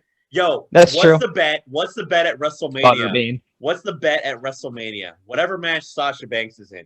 Sasha has another entrance of Snoop Dogg, and then Snoop walks over to commentary and joins them on commentary for the match. That would be awesome. I don't know. I've been wondering about that myself because Snoop Dogg is a judge on this new show on TBS with Cody. Yep. So it's like, is Vince going to want to work with him now because of that? Oh. You think that's going to be a thing? I don't know. Probably. I'm wondering. You think that's going to be a big deal? Okay, let's be honest. When was the last time you had a celebrity guest on commentary, though? That's the thing for WWE. You might be onto something there. Because I can remember last time a non-WWE guy was on commentary.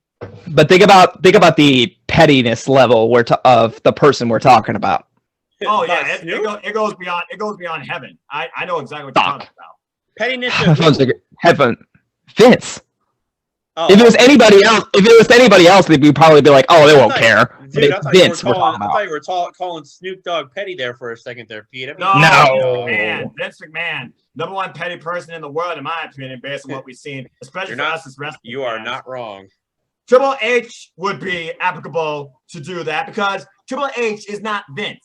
We literally heard in reports when Triple H is on SmackDown, he talks with everybody, while people who do it, Bruce Pritchard, regret sometimes coming into work. Right. Yeah, it's a bit of a pain in the ass. It's a weird dynamic, to say the least. So we talked Can you about guys still hear me? We talked about NXT and Wargames. I can hear you. Yeah, I wasn't sure if like turning off my headphones did anything to this. So no, I mean it sounds normal. I mean a microphone's gonna amplify your voice regardless. That's just when you tweak it yourself. But you'll probably hear this on playback. people think I'm a whiz at technology, but I know it to a degree. I do it for a living. I certainly am not a whiz, but I know what I know. Let's go ahead and talk about this week in WWE non-copyright. So Monday Night Raw, we are setting up for WTLC, and there's some interesting stuff lately. So Pete, take it away. Okay, so there was a triple threat match to determine the number one contender for the WWE Championship. Mm-hmm. I'm not gonna lie, I enjoyed this fucking match. You have three of the best professional wrestlers on Matt Riddle, AJ Styles, and Keith Lee. Bro. It was the first time in a long time since I can remember that, because two of the guys came from NXT, and it was the first time that I can remember in quite some time that I saw them bringing to the table what they brought to the table in NXT on the main roster. I agree. You know, and that's saying a lot. And Right, I was very entertained by it. The only criticism I might give to the match is I probably would have had to close the show out. But at the same time, if their mindset on it was they wanted to have their champion close out the show, I can't really argue with that. I've already said that a couple of times already. It's, not the end of the world for me if Drew McIntyre was the one main eventing. I mean, he's the WWE champion. He should be. Yeah, he's the WWE champion. Like, I'll give him that. Unless his name is Brock Lesnar, then I'll be a little bit biased. They're closing a promo by Paul Heyman. All right, continue. Like, there was I'm trying to remember who competed in the main event, because it was Drew McIntyre and Sheamus, and they faced Miz and Morrison. Decent match. Can't complain. There's still some, conflicting interests with Sheamus that makes it look like he's going to turn. So it looks like that match of the Royal Rumble is more than likely going to happen. I hope so. Yes. And it ended with, it looks like AJ basically was going out of his way to make Miz cash in his Money in the Bank contract, because he was thinking, Miz was an easier target than Drew McIntyre. So it was essentially AJ was being it was a classic heel move. But it was also him. It was a heel move that I don't agree with, because even, when heels do that, they don't make it super obvious that they're doing it. They don't literally say that they're doing it. You know what I mean? Right. I've never seen heels do that. And I was just like, okay, it's cool that you're doing that, but don't literally say that you're doing it. Come on now. Right. But other than that, the match itself was fine. Like it was a good match. It ended with something I actually kind of enjoyed because I've actually kind of always kind of low key enjoyed heel AJ and the things that he's done because like he seems to have a way of like making the things he does, you know, entertaining regardless of he'll take the ball and he'll roll with it. Specifically with his new associate that he's got, almost I think it's his new name.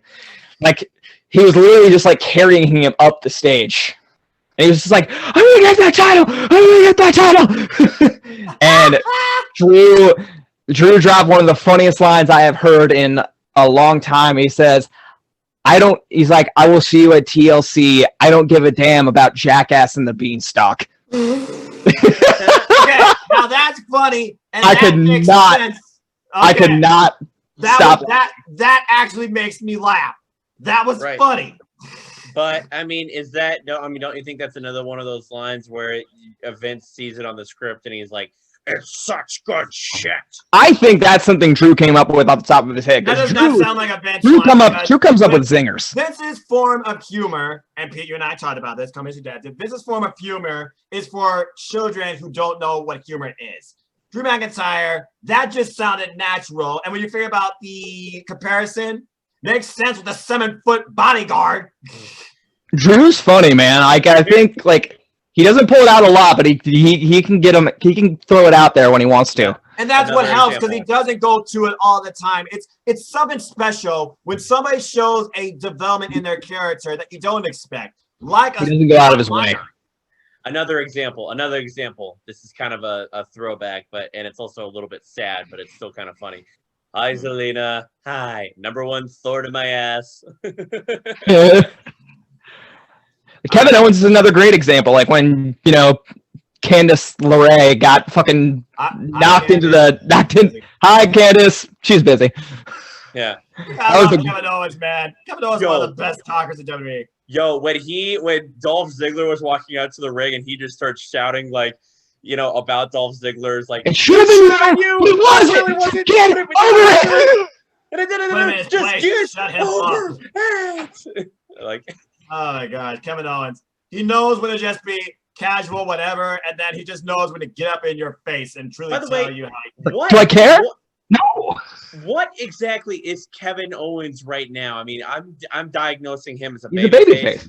Clear baby face, but brilliant. You're taking on Roman Reigns. You're a baby face right now. He's taking on Roman Reigns in a TLC match for the Universal Championship. Yo, that segment on Talking Smack between Kevin Owens and Paul Heyman, my God. That was Did that not feel real or what? Y'all are gonna hate me. Go for it. I didn't watch Talking Smack this week. Oh no, you're good, fam. I didn't even watch SmackDown. But I think we talked about this before. At all? I watched a little bit snippets. Speaking of which, by the way, and I said this in our group chat, Big E got new music this week, and it is fucking amazing. It's not by Def Rebels, by Wale. By Wale. We got the return. And we know how Wale and the New Day are this close. We got the return of the chalk. Yeah, we got the chalk back. Now bring the 5 count back. That's all we're missing. I think the change of music and the entrance returning back to what his. It solidifies him as a single star. I agree. We're seeing the uprising, and this is what I was talking about earlier. How they didn't have him on the Survivor Series team because they wanted to protect him, and because they knew SmackDown was going to lose, and they didn't want that, for lack of a better term, stigma to rub off on him. Right. And you made perfect sense of it, Pete. You're absolutely right. And to your credit, he won in a special 6-man tribute match, winning team anyway, on SmackDown. I think bigger fans ought to come for Big E. I think you're on to something. Absolutely. Quite frankly, all due respect to Daniel Bryan, everyone was like, why doesn't Daniel Bryan face Roman Reigns for the Universal title at WrestleMania? Like, where's this idea coming from? Like, I love Daniel Bryan, but like, they took him out, and they think Daniel Bryan, who's finishing his last full-time run, you got to keep that in mind. I think they want to see him get a championship one last time, the World Championship. The Universal Championship. That's which he has not. He's never held it. He's never held that one. I personally if he's not going to face The Rock, I think Big E's the only logical choice. Because Big E will still be around afterwards and he can carry the brand. While Daniel Bryan, he will be slowly finishing out, it feels like. 'Cause again, the man. Yeah. And there were so many people, who, myself included, who thought Daniel Bryan was kind of already done. Yeah, but again, he doesn't. I feel like within him, he's not ready to say no. It's almost like an Undertaker thing, though hopefully it doesn't go that far to the point that freeze your bone. I mean, I think everyone here remembers that massive blow up last week. Like that was we got into a heated conversation about that last week about how we don't want guys to retire. We don't want guys to, go on too long. Well, how about you talk about the one thing I do remember from Raw in regards to that, where my friend Jeff Meacham almost blew a gasket again. What the hell happened with Elias and Jeff Hardy in the Symphony of Destruction? When I talked about this in our group chat and how I was going to bring that up, that's specifically what I wanted to talk about. Well, go for it. I will definitely do that. Hold on. Yeah, we were getting a little bit. How old is Jeff Hardy? Jeff Hardy is 43 years old. So, first off, let me say this. I was in Columbus the night of SmackDown, the night that the Hardy Boys had to give up their last tag titles because of Jeff Hardy's knee injury. Correct. This is one of many injuries that Jeff Hardy has had, be it shoulder, be it knee. And this is in the ring, and as well as a couple motorcycle accidents that he's had. Yeah. Now, over the span of 43 years of his life. Now, I love Jeff Hardy. I love watching him compete in the ring. I love the stuff that he is able to do. But at the same time, as a person, I don't want to see him do something that is going to cripple him. I don't want to see him do something that's going to paralyze him, because as much as I want to see him have that last bit of success before he retires, as much as I want to see him have that last WWE Championship run, it is not worth his life. It is that simple. Noah, Jay, your response? I agree 100%. I think they have here's the thing about wrestlers. I'm not just talking about WWE. I'm talking about all wrestlers. It's hard to come by someone who has the sense of when to call it quits before it's too late. Undertaker knew that it was time to call it quits before it was too late and something really bad happened. Shawn Michaels was able to call it quits. Not because, he could still go, obviously. We saw it over. Don't say it. I will cut my feet off. Don't you say that show. In the show over in the other side of the world. I'll just say it vaguely. Only because he had to, because 5 minutes into the match, Triple H got hurt. He had to call an audible. No, Shawn Michaels. I'm just going to say this right now.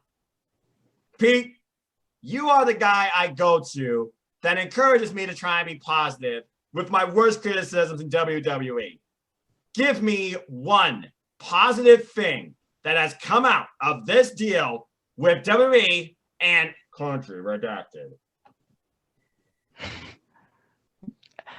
Dude, I can't give you one. No, actually, I can give you one. At the end of the day, there are still fans in the Middle East that would like to have the fortune of seeing WWE live. They don't get to do that. And if it means having to do it this way, I wouldn't like that. But at the same time, it's like, they never get to do that. Do I like WWE being in business with those people? No. But I do like the fact that that audience of innocent people get to see that product live in person, because they never really got to before. Mm-hmm. So if I had to find something positive, literally one thing positive, it's probably that. All right. It's definitely not the Shawn Michaels thing. Right. Anywho, for about 5 minutes, I thought it was. If I may continue. Back to you. The thing is, I think that one of the biggest, they compare it to for want of a better word, it's like a drug, really, when it comes to performing for as long as you do, and it's not knowing when to quit. before it's too late. Musicians have it too.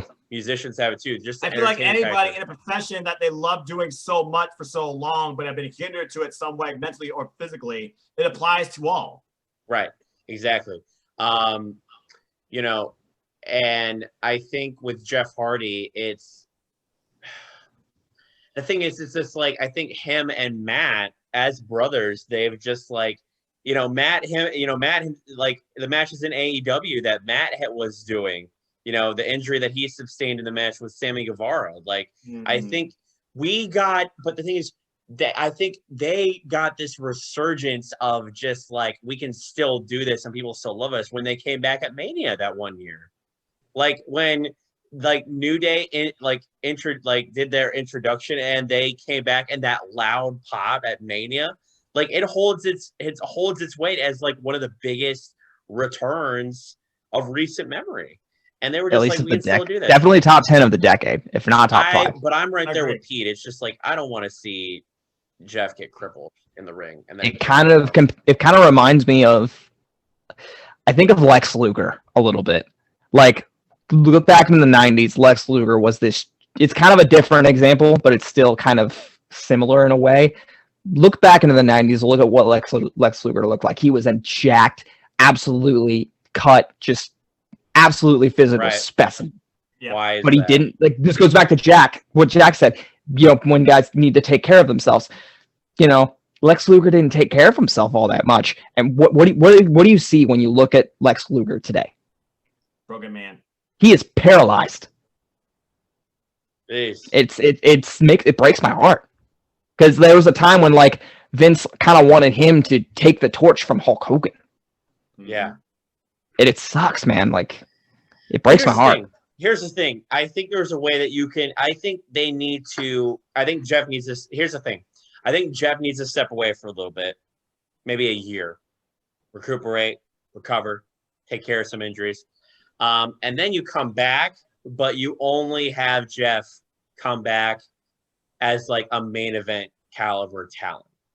The reason why is because you reserve him for the high quality, high profile matches because of his career. So they need to build him up while he's away, and give him a proper send off when that time comes that he's ready to, step away. Maybe give him one last championship run, because I think he still has one left in him, whether it be a world title or a mid. But not if he's going to constantly, be doing this. That's the thing. Like, I just want to go with this, and I'm looking at both Hardys. Okay, both these men are well-respected veterans, pioneers of tag team wrestling, and extremists. But in this day and era, with this young crop of amazing professional wrestling developing across the entire industry, I feel like more so they're trying to prove something to themselves. We can still go and still do what you love, but more so I think it's to prove it to themselves. We have not lost a step. We're willing to take these risks. But why? It's unnecessary. Right. We've seen the catastrophes that both these men have caused upon themselves. All right. And it's like, what do you have to prove? Jeopardy. It puts others in jeopardy too. Matt Hardy nearly destroying his head and still wanting to do that side scaffolding spot that they rushed for that match, which the match should have stopped altogether. And then you got Jeff Hardy, who was literally this close to probably breaking his damn neck. Why still feel you must go to these high risk maneuvers? Do you really need that pop? Does that give you a sense of self-reservation or motivation? It's absolutely unnecessary. I don't want these two men to kill themselves just to try and prove something either to themselves or to us. Yeah, we value. You still got it. We'll always remember you just for this, okay? It's absolutely ridiculous. Besides that, I thought the Symphony of Destruction was kind of a fun match, but that right there just ruined it for me. And as far as Jeff Hardy goes, if this is all he plans on doing with the rest of his time in WWE, stop it. Retire. You don't need to do this. We don't want to see you do this anymore. And anybody who does is wrong, because at the end of the day, you're just waiting for a man to be paralyzed, crippled, or dead. Yeah. Woof. Hey. Could have moved the steps. Yep. There we go. We got it. No.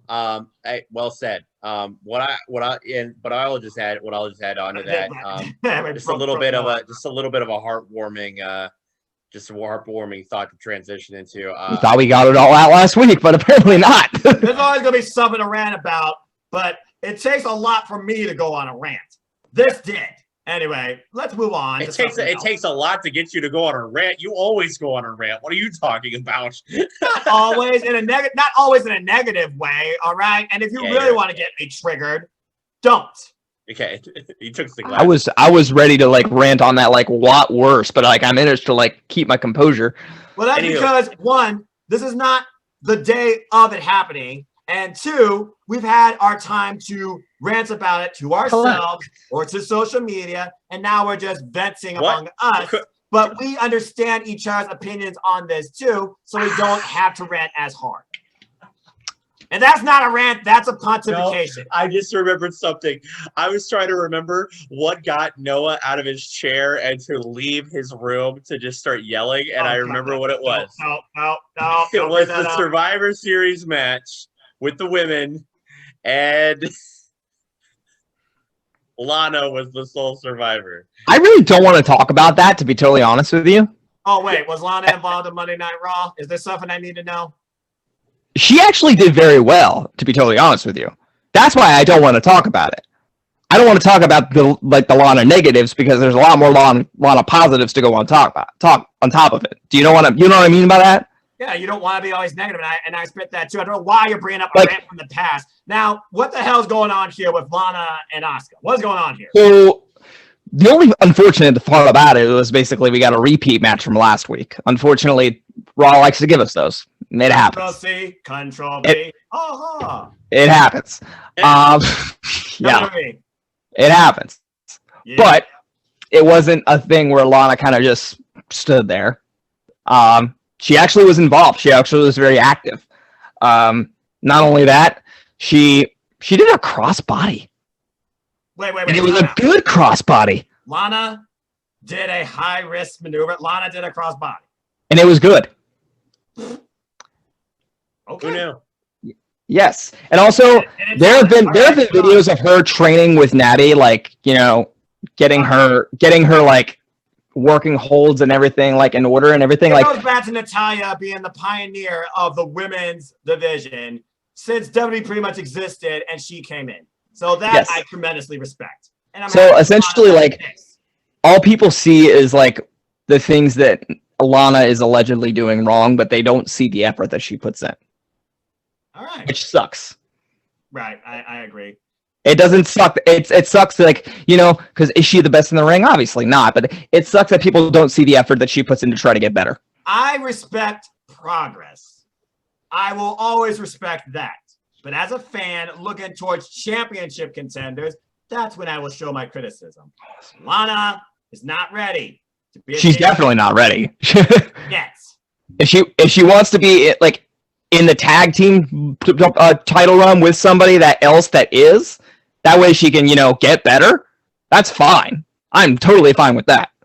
But like, you know, because all that means is that she's gonna, you know, essentially latch on to somebody that will, you know, make her better. What do you got? Noah's looking at something live. He's getting some reports. What are you looking at? Okay, you already know who I want to challenge Asuka. I believe she has the potential, and I truly want to see this happen. I want to see Pamela challenging to the Raw Women's Championship for now. And, it's Shayna. Well, it's Nia Jax and Shayna versus Asuka and Lana for the Women's Tag Team Championships at TLC. Is that official? That is official. That's it. Oh my God. Okay, so okay. let me say this. If there's an opportunity for Shayna to not be tied with Nia, and this is the opportunity you're going to go for, okay. If it means you finally push Shayna forward as a singles, I'm all good.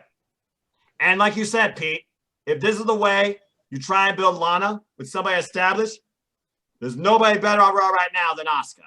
Think about that for a second. She's with Asuka on a regular basis. Think about what that does for her. Oh yeah, that builds credibility. It's not even about credibility. It builds her experience. Yeah, that too. My God, My God, that would just Asuka and Natty. Can you imagine? Can you imagine those two rubbing off on Lana? What it's like what happens when you imagine. What more can you ask for? Right, exactly. So you really can't. So this so is Lana good. and Asuka This is good for have Lana. the opportunity. And I never thought I'd be to be saying women's that. tag team champions. Yes. All right then. I am all for it, especially Asuka wearing 2 belts. Yes. Guys, I work in sales. This is what I do. Yes, Asuka 2 belts. Let's go. I still think the 2 belt thing is ridiculous. That's my only criticism to this. I don't think a woman needs both the singles championship and the tag championship. I think that's overkill. But if it means that Shayna Baszler can finally go after Asuka at Royal Rumble, I'm okay with this. Part of me agrees with what he just said. Yeah, I just like seeing people with a lot of gold. If you're gonna actually promote both championships like on a at least semi-equal level, instead of just promoting the fact that hey, I have both championships. That's one thing I hated that Bayley did. It's not overkill. Thank you. It's not overkill if you can perform. If you can perform in both a singles and a tag team basis and perform both in one night like Bayley did, go for it. That's not overkill. Like, it's not a big deal if you're only gonna Bayley for the last year. It's not a big deal if you're only going to do it for like a cup of coffee. Like when Seth Rollins was the WWE and US champion, he was only a double champ for like a few weeks. It wasn't a big deal. That's like the one time. Pay-per-view. It was pay-per-view to pay-per-view.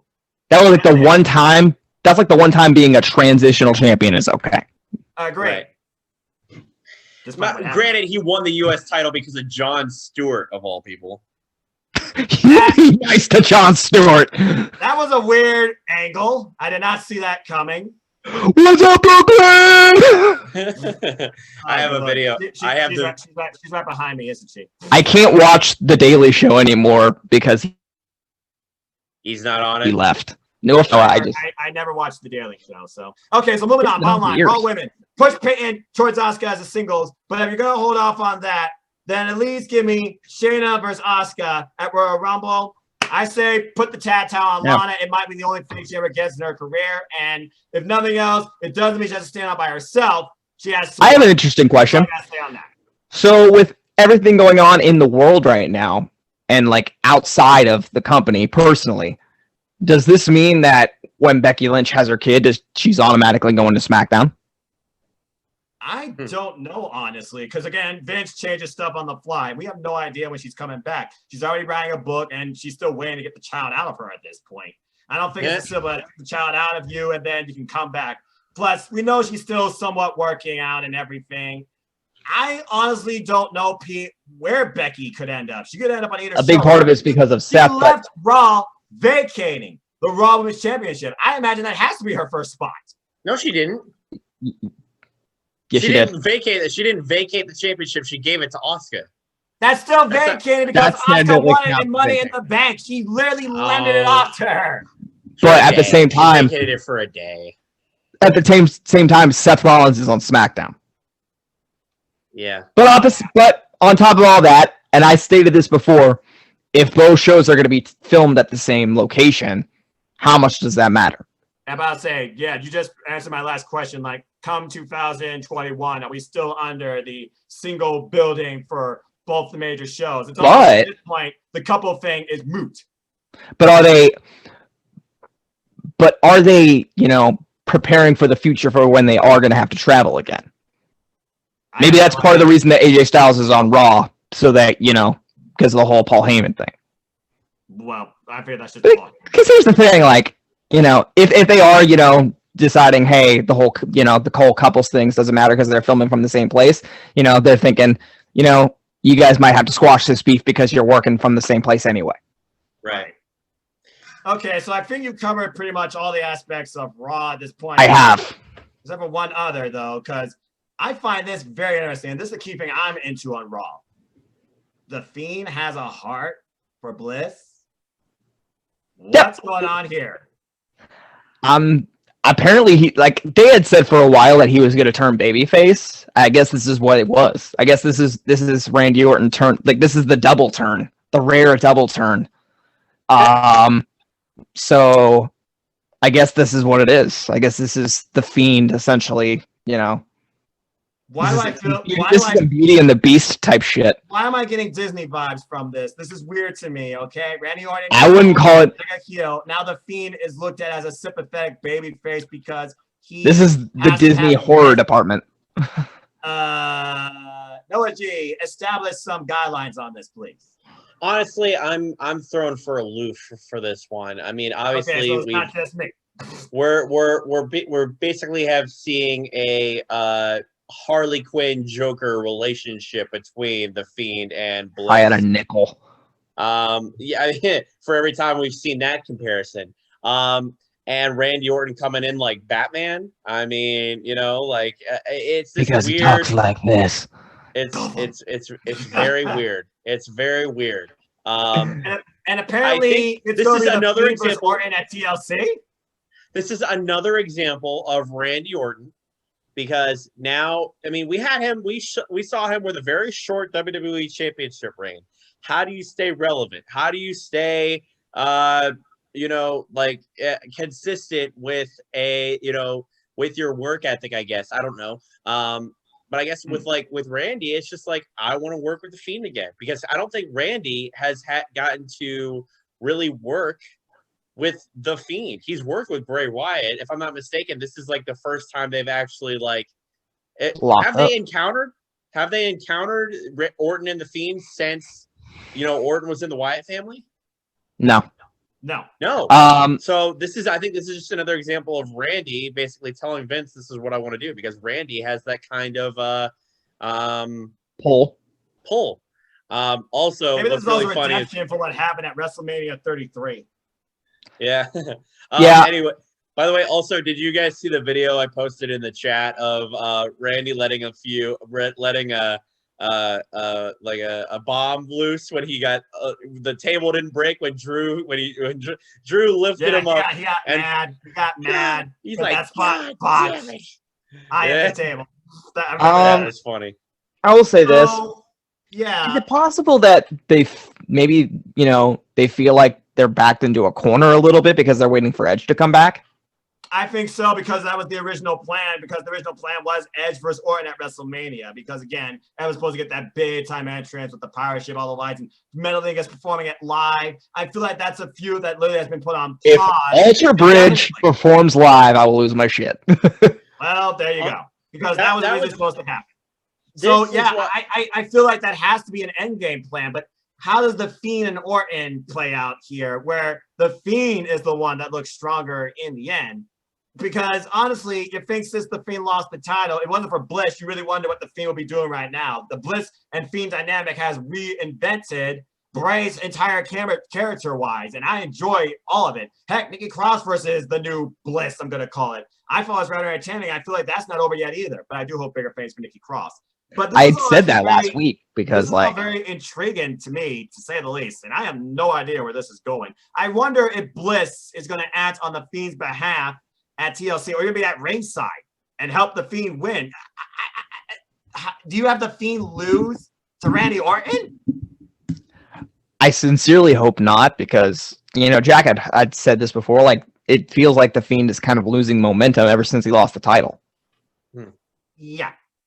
That's why I'm confused. Like, who comes out better in the end here? And is your goal to make the Fiend better, or to redefine Bray or Bliss differently? Like, who's coming out of this the strongest is what I'm wondering. Like, what? It may be a DQ situation, it may be a count-out situation. You also got to wonder, like, I had asked this last week, with the whole Alexa Bliss situation, does she now have the same powers that the Fiend has with Nikki Cross? Or is Nikki Cross just done? Or is Alexa Bliss becoming stronger than the Fiend, and the Fiend needs her for power? Ooh, yeah. I personally that. would love it if she has those powers and Nikki Cross were to become more involved in this situation. I think that would be extremely cool. Well, it would also give an avenue for Bliss and Cross to come back together as a tag team. Yeah. Get those tag titles. I would love that. I think it would be interesting. I enjoy Bliss and Cross. Oh, come on. We see the return. We see the return of the crazy Nikki Cross. Oh man. The twisted sister. I missed that. But I just be happy that Nikki Cross gets like Sanity Nikki Cross. Sanity, man. Asuka versus Nikki Cross, last woman standing match, NXT, still a standout for me. Pretty sure that was like Morrow's first time calling NXT. I was also very happy back when Becky was the SmackDown Women's Champion and Sanity enters, and then here comes Nikki. She got a pop that night. That made me happy. Let's play, Becky. I let's play. popped. I was enjoyed watching that. this. I was just I like, enjoyed that. woohoo! Okay, so there's one other thing I was reading about. Is Mia Yim going back to NXT? I guess she's failing her retribution angle or whatever. What's going on there? I wouldn't be opposed to that. Please. I mean, but I also wouldn't be opposed, like, if they just decided that her in Retribution just wasn't working and they wanted to see what else there was for her on Raw. Either way, her in Retribution, I'm just not a fan of it. Yeah, I feel like Retribution is the biggest disappointment. Yeah, I don't know what Monday they're Night doing. Raw. I honestly don't know what Retribution Because these are is doing. great NXT superstars that have just been relegated to this. We got Dominik Dijakovic lost in the void because T-Bar. It sucks. It breaks my heart because this was something that could have been better. That's But they kind of just dropped the ball. I was really hoping this was a dark undertale about NXT trying to take over Raw and SmackDown via Triple H's own game plan. I was wrong. Okay, so that was Monday Night Raw. I'll give you credit, Pete. They are trying stuff that I care about. I hope that this tag title thing works out for Lana, but pushes Shayna Baszler forward to challenge Asuka for the women's title and maybe get it. And this whole dynamic of Fiend and Bliss and Orton, I have no idea where this is going, but this intrigues me. And I'm still waiting long term for McIntyre versus Sheamus because I just don't see AJ getting the WWE title again. I don't see it yet, but I do think it's going to happen at some point before he like that. retires. I honestly would. I don't know how many more years AJ has, to be honest. You think about these. I think he has 1 year. I think as of in about a month from now, he has 1 year left. Well, there you go. So and he's not resigning. He said right after he resigned, he's done. After this contract, he's done. I remember that. So we'll have to wait and see. So I'll go ahead and at least in ring. I'll go ahead and briefly highlight Jax from Impact Wrestling. Jazz has not lost a damn step. Give me Killer Kelly with Jordan Grace. This whole dynamic of Moose, Chris Bay, Rich Swann, world title picture. I like it. Chris Bay and Mac had a great closing match. Moose with a very interesting message of encouragement, but also a warning in his own slow, methodical way, controlling his narrative. We'll see how that plays out beyond file resolution. Ken Shamrock suspended for putting his hands on official, D'Lo Brown. What else was that happened? Tommy Dreamer, worst cop ever, got punched in the face for it. Motion Machine Guns and Triple XL. Pretty good opening match, considering it was a grudge match. And these two big, heavy men, Motion Machine Guns, they had to like really rely on their tag team game to really take down one of these two men. They got the win in the end. I feel like Fire James Mitchell is bringing something worse to your girl. Deonna Purrazzo is going to challenge her for the title. I have no idea what happened to Sue Young. That was a weird angle. I'm just saying, I don't think we've seen the last of Sue Young. But overall, I enjoyed Impact Wrestling. Killer Kelly, still love her. And again, I can't wait for this Tuesday. The biggest thing I can think about to take away from this past Impact, what the hell happened to Sue Young? What's happening next there? And Jazz and Grace advancing in this tournament, they potentially could take this, I think.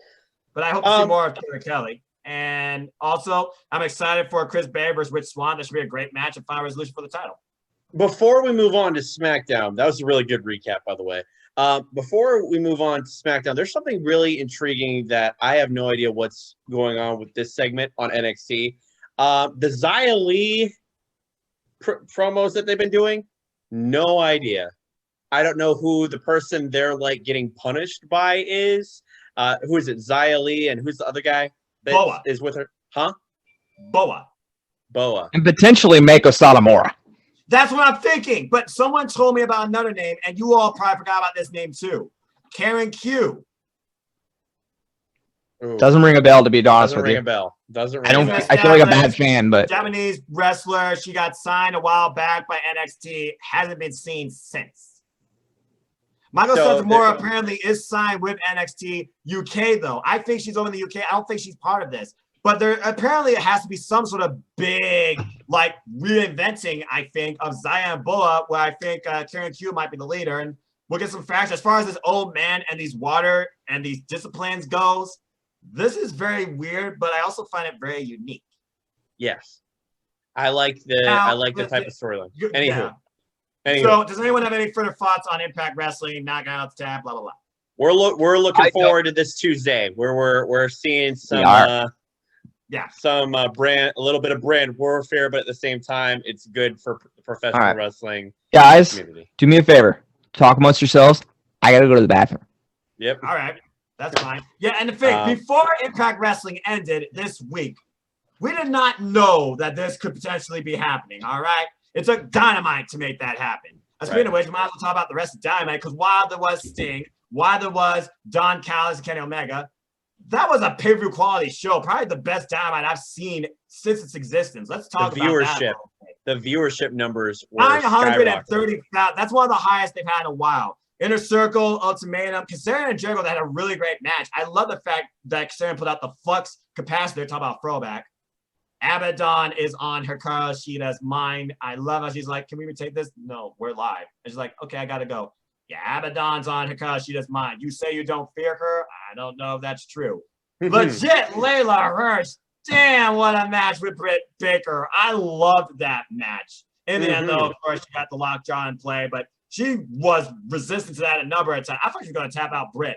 And then, of course, Thunder Rosa coming in play. Reba acting like her crazy on character herself, trying to fight on Britt's behalf, getting suplexed like Layla Hirsch. I love this four-woman dynamic right now in the AEW Women's Division, feuding among each other. Endgame has to be Thunder Rosa versus Britt Baker. We've already talked about Sting, the tag match, the world title match. I love the callback in the world title match to that tag match they had a while back on Dynamite. It was Pac and Moxley versus Page and Omega. And that exchange with Moxley and Omega literally just doing the exact same moves. The headbutt, the block V trigger, the hit V trigger, the lariat. That moment for the sit down where it's like, come hit me harder, come hit me harder. And literally both these men are testing each other's wills, trying to amp up each other, kind of like Japanese strong style, it seems. That crazy paradigm shift to the industrial heater, though, that just turned the whole match upside down after an inverted mic assist behind the red's back. Moxley busted open, 4 exposed knee V triggers, including 1 to his back. One-Wing Angel, got a new champion. They run off, and we get the announcement that breaks the wrestling community. You'll find out what's next live this Tuesday. Impact Wrestling on Access TV. And Impact says, hello, AEW. And now we just wait and see what happens next. But also, as we were leaving AEW, Eddie Kingston rushed the commentary like he wants this action now. We got a ridiculous 6-man tag coming up. TH2 is feuding, it feels like, with SCU. But TH2 first takes the Young Bucks on first. We got the Acclaim now making their appearance on Dynamite. I find that rather interesting. We got 10 taking on Dustin for reasons. That's a little weird. But also, him and Adam Page left with the Dark Order. Page and the Dark Order? Oh, what? Boy. Hey, I mean, hey, if he's doing a cowboy gimmick, I mean, cowboys wear a lot of, like, dark clothes, I guess. I don't know. I mean, BTE, they say, boy, man, but they light the hangman. We wonder what's next for him and Adam Page. He tries to find himself. And Dark Order did help him during that Dynamite Battle Royale, despite the fact he was eliminated later on. And also coming off a great singles match with John Silver and him and Adam Page regarding Willow's message. I guess there's potential for that. But overall, this probably was the best Dynamite I've seen this entire year. And yeah, I can't wait for next Dynamite. For sure. But before that, Impact Wrestling, definitely. So, Noah G, any other thoughts you have regarding Dynamite this week? The women's division? I think we've covered all the bases in regards to Dynamite. I have no more thoughts on that. I think we also, moving on from yesterday's show. Except for Eddie Kingston trying to get some airtime right in the last, like, 5 seconds of the show. That. So we got Lance Archer now with the Death Triangle, allegedly, working against Eddie Kingston as they're a 6-man tag, as it's Eddie, Butcher, and Blade versus Ray Phoenix, Pentagon, and Lance. You know Jen's going to be at ringside. You know Ali's going to be at ringside. That's going to be very interesting. Kind of see how a snake and a bunny collide. Yeah, I just make a nature reference right there. I want to see more of what happens with – I want to see Layla Hirsch. I want to see Layla Hirsch take on Reba. I want to see that now to that suplex spot. That was fun. Sign Layla Hirsch is what I have to say to that. But Pete, any other thoughts you have regarding Dynamite? Like Paige maybe joining the Dark Order, or we already talked about the Inner Circle and everything. But any other thoughts you got on Dynamite? Has he officially joined the Dark Order? No, but the Dark Order helped him in that Battle Royale. You saw. I did see that. And like then he walked away with them after he was eliminated. Picking him back up after that buckshot lariat and all that stuff. Yeah. that was an interesting dynamic. Other than that, and what we've already covered, I don't have much. I gotta say this when it comes to Jon Moxley, like, What a reign. God damn it, dude! Like, from beating Chris Jericho with one eye to, all the way through this, like that motherfucker. I mean, 277 days. I am so happy to be from the same state as that dude. Me too, bro. By the way, Oral Sessions with Renee Paquette, the first episode of Jon Moxley, freaking hilarious. You all need to go listen to that because he tells you about what it's like growing up in the worst part of Cincinnati. He's done some things he had to do that he's not proud of, but also didn't know anything then. Cincinnati is a rough place. Yeah, I'm sure my cousin lives there. Trust me, I got family in Cincinnati. Yeah, I got some cousins that live there too. I'll also make a shameless plug. I also started watching Brandy's show on YouTube, A Shot of Brandy. It's pretty entertaining. Chris Statlander, yep. Hilarious. I can't wait for her to come back. But honestly, I'm just wondering what the hell Sheeta's gonna do against Abaddon at this point. Abaddon's gonna be in action this week. We know she's on Sheeta's mind. Give me more Layla Hirsch. I want to see her face Reba, and that's really all I gotta say. I gotta say this. Abaddon might put up a decent fight against Sheeta, but I still think the person that's gonna take it from Sheeta is gonna be my girl, Dr. Britt Baker, DMD. Yeah, she gotta get past Thunder Rosa first, though, dude. That's a hard. I know she does, but it's gonna happen eventually. It's been a long build for Britt Baker because she didn't win it in the beginning of the AEW in AEW Dynamite's infant stages. She turned heel. She's been building herself up from the ground up. I think payoff is going to be humongous when she wins the AEW Women's Championship. When she gets that lost jaw, I think she's going to make her pass out. It's going to be awesome. We've been going for almost a little. It feels like it's been almost 2 hours now. Noah said he was going to be on for. Noah said he was going to be on here for 45 minutes, and then he's going to bow out, and then. Well, y'all lucky my thing got canceled. So there you go. Attaboy. We're going to wrap up, just briefly talk about SmackDown for a little bit. Hopefully this doesn't open up a can of worms and we go for another hour. But obviously I think we already covered Roman Reigns. Roman Reigns could probably do the best thing going on in WWE right now. But I'm just he was an asshole to Kayla Braxton. And oh my God. Another thing I want to kind of not toot my own horn for calling in advance, but we are likely getting a match between Bayley and Bianca Belair. Bianca, Noah, you were originally like, I think it's going to be more towards Bianca Belair and Natalya, blah blah blah blah blah, or whatever you said. I don't remember.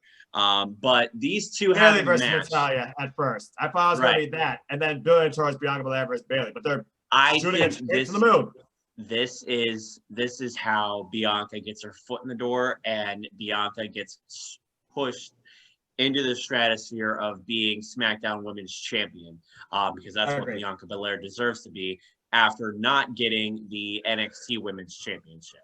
I think if anybody is going to beat Sasha Banks for the SmackDown Women's Championship, it should be Bianca Belair. That match is a match that I really want to see Bianca and Sasha. And then also, let's see. Did they make that match official yet, by the way? Yep, they did. Carmella takes on the boss, Sasha Banks, for the Women's Championship at TLC. Yeah. I was really close to tweeting at Corey Graves about Carmella's behavior on SmackDown this week. I did not because I wanted to refrain myself and act with how much toxicity and controversy there is in the wrestling community already. You don't need to be tolerated by the world because of how you feel about Carmella's push because of a certain person involvement in WWE. Unlike the Street Profits, I don't want the smoke. I don't think that's what the smoke is when it comes to them, but I get what you're saying, metaphor-wise. But I think, I have nothing else to cover on SmackDown. All I know is that the Rey Mysterio, Dominic Mysterio thing with Baron Corbin did not make any sense whatsoever. In that match, it was made out to be that Baron Corbin was actually the babyface in that match because of the way that Rey Mysterio and Dominic were the Mysterio family was cheating to help Baron Corbin lose. To be fair, we all hate Baron Corbin. Why would you not want to make Baron Corbin lose? Correct. What it comes down to is turn it out as fair play. I watched SmackDown, and yeah, as you said, Pete, King Corbin's got his own, what you would say, King's Court with the former members of Forgotten Sons. Goodness. Anywho, boys, we've been going for a minute. One thing I gotta say, there was one other thing I gotta have a shameless plug of my own. This week I'm going on my friend's podcast, The Caravan. Be sure to follow their Twitter account, SRS Cards. They're gonna, we're gonna just be talking about sports cards, probably some pro wrestling cards, probably talking about my shitty fantasy football team. And it's gonna be a good time. We'll definitely. One more time for that plug, Petey. So the show is called The Caravan. The account that you're the account that it's under is called at SRS Cards. Go and give those guys a follow. They're awesome, and definitely check it out. It's gonna be a good time. I'm going on the show on Monday. The show episode should drop about Tuesday. It's gonna be a good time, guys. Also, check out the Bullet Cast and my good friend Cindy at @SimplyC_OK's podcast, Into the Stratosphere. She's a great supporter of me and our project, The Sauce Wrestling Show. I'll be with her on her podcast this week, talking all things Impact Wrestling, AEW, and NJPW. It should be a very fun time. And last but not least, we are getting some traffic. Yeah, we're getting around. Hey. That's what's coming down to. Last but not least, boys and girls who are watching this tonight, please make sure to check us out on Twitch. We are going live tomorrow on Twitch and YouTube. On Twitch and YouTube to cover the Wargames reaction. Wargames. Live reaction, and we should be live. I want to say 6:30. That's when the kickoff starts. That's when the kickoff starts. I'll be there 7:30. We'll be watching it, guys. It's come that time of the night. Petey, where is your motherfucking glass? This is all I got. That what is that? So you all do whatever. What is? My parents got it for me when they were in Jamaica. What is that? It's rum. Okay. Hey, drinking like Jack Sparrow. Alrighty, boys. So, as we say always, if pro wrestling was the barbecue, you can count on us to bring the sauce. Nighty night, ladies and gentlemen. See you tomorrow.